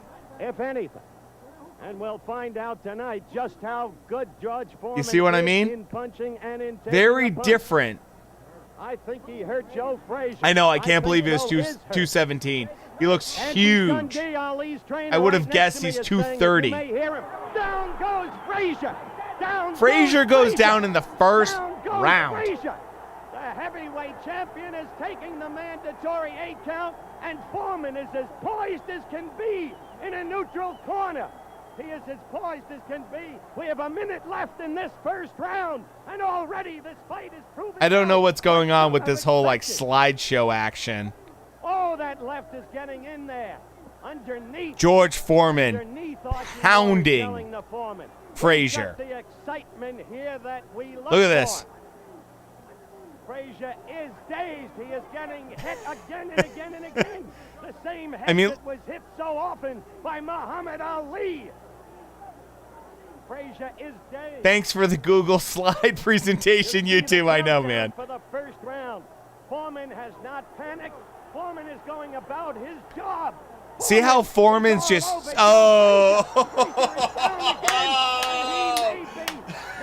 This is round 1. Look at Frazier, man. His legs are jelly. He doesn't know where he is. Now the round is about to end. 2 knockdowns in the first round. Good of God. Joe This is the Frazier. guy Down again. that beat Muhammad Ali. He's up, and so the fight continues. 3 knockdowns in the first round. Look at his corner. Foreman. The stool hasn't even been brought out yet for Frazier. What excitement. You're looking at Joe Frazier. Yancey Durham over. I mean, the crowd shocked, but the crowd This here rooting is for Foreman. important to watch this Muhammad fight Ali in was there. Now order you're with looking at everything that's slow-mo. going on. The That's right why I to wanted the to show you first guys. knockdown. Clean as a whistle. Clean as a whistle. Oh, That what a knockdown. First round. Well, back in Frazier's corner. As you look at them working over Joe, the ice pack at the back of the neck to restore the Joe is Let's go to the so slow-mo done. for the He's as second queer as a knockdown. $3 bill right now. Look at that, dude. That Clean uppercut as a from whistle Foreman. again. We're Foreman ready for the knows. start now of round 3. Never underestimate the power of Mike Grills. The first round, 3 knockdowns. Now Joe is coming out at him. Wants to come back in a hurry. You'll not find a gamer man than Joe Frazier. Joe Frazier still Joe vicious Frazier with went that down left hook. 3 times in the first round. Look at this. A caution from Arthur Mercani. Oh! he Look is at all George over Frazier Foreman. again. He has Frazier in the corner. Frazier's knees buckled. He is down. He is Down for again. the 4th time in the fight. George Foreman is doing to Joe Frazier what he did as a 19-year-old to a veteran Russian, a fellow named Ionis Shapoulis, in October of 1968 in the Mexico City Arena. A quick left from George. Another. Frazier is down for the 5th time in this fight.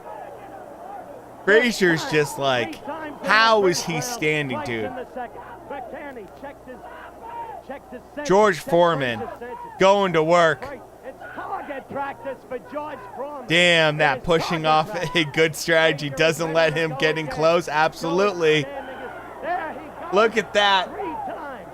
3 times. The fight is stopped. No, it is not. It is not stopped.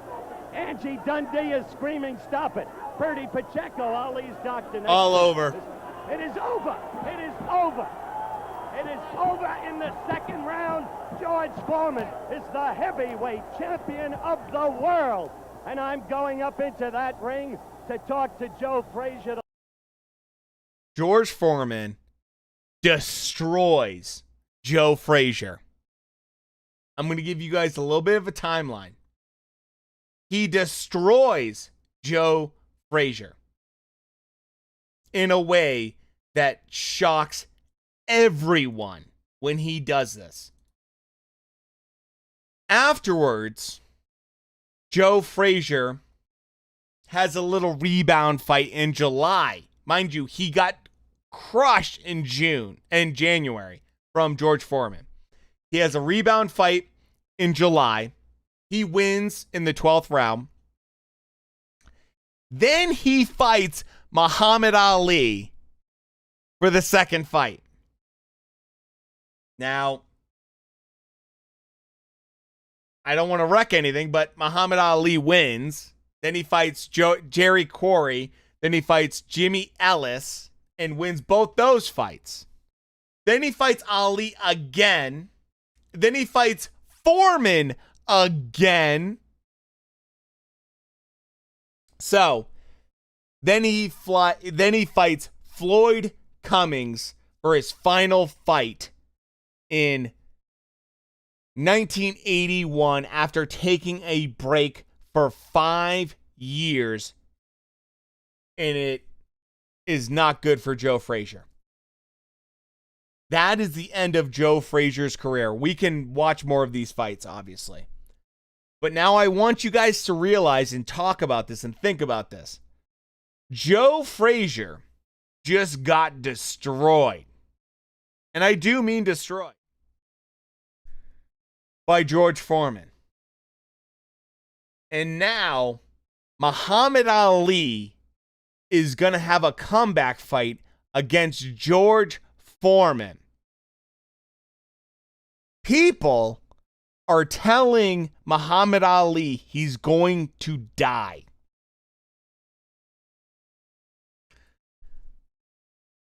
He's going to die.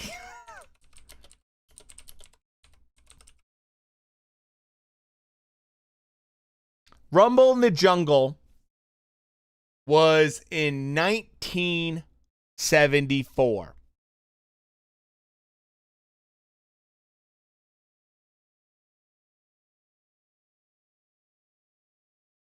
So people already, George Foreman beats him in 73, beats Joe Frazier in 73, early 73, in January 22nd.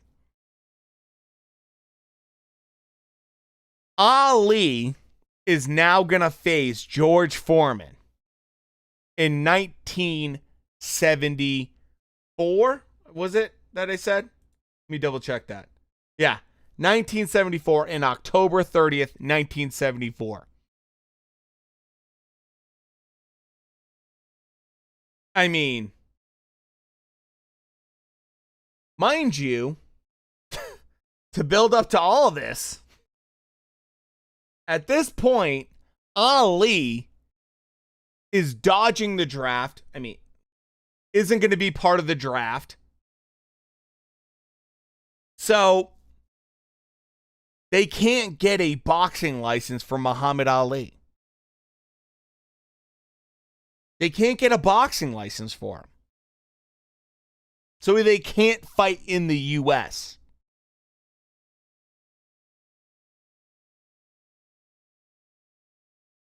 So what do? They put the fight in Africa. I mean,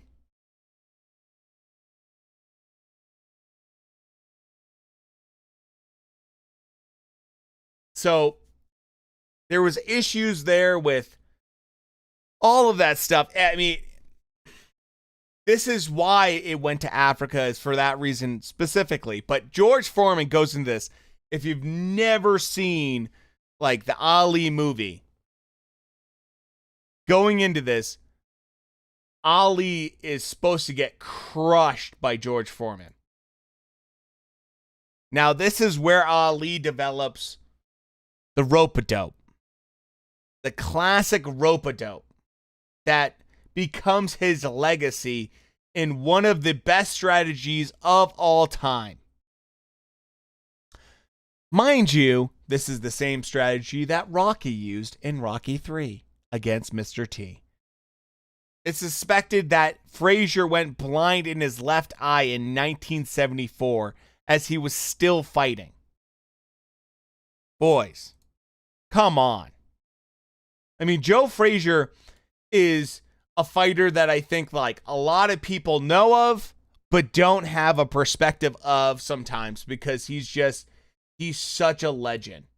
I mean, what an unreal legend. You beat Muhammad Ali, dude.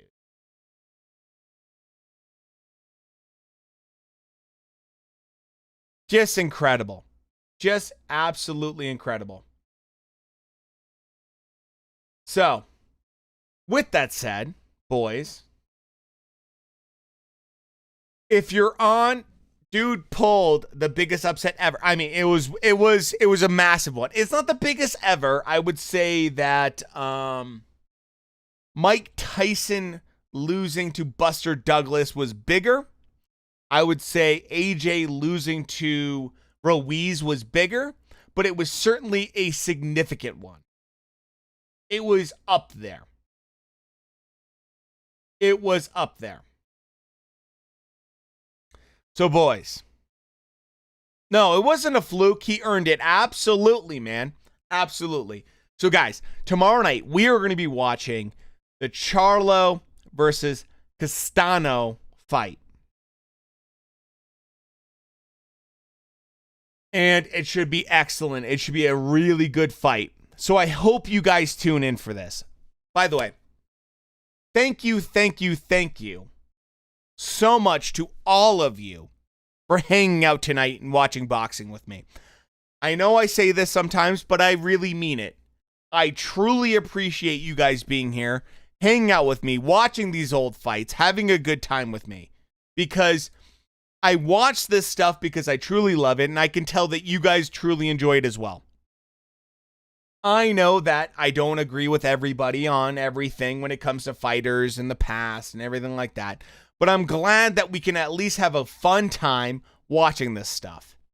So, thank you guys for spending your time with me on Friday night watching this stuff. John, thank you, buddy, for being here. Tomorrow night, we will be watching Jermell Charlo versus Brian Castano for the undisputed 154-pound freaking fight. Now, if you guys are on Twitch, let's hold on one second. I don't want you guys to leave too long. No, just give me a second if you're on Twitch. Just give me a quick second. We're going to raid someone on Twitch. Make sure to say hi. You don't have to stick around too much. You don't have to stop doing it. I just love to say hi to them and make sure that we give them a little bit of love. Happiest is a really good guy. I really like this guy. Give him a quick hi, you know. John, I'm so glad. John Loja, thank you so much, man, for being here tonight. I love having you in my chat, man. Blast from my past, dude. Glad to have you here. So if you're on Twitch, we're going to quickly raid someone because I like to share the love. He's a good guy. We'll be live tomorrow night for the fight. There will be links in the chat for that fight if you need them. And as always, boys, have a wonderful Friday night. We will talk to you hopefully tomorrow. So. $21. Definitely pee myself. Oh, Glove! What's up, bro? Thanks for the raid. I'm sorry the freaking thing's not working where it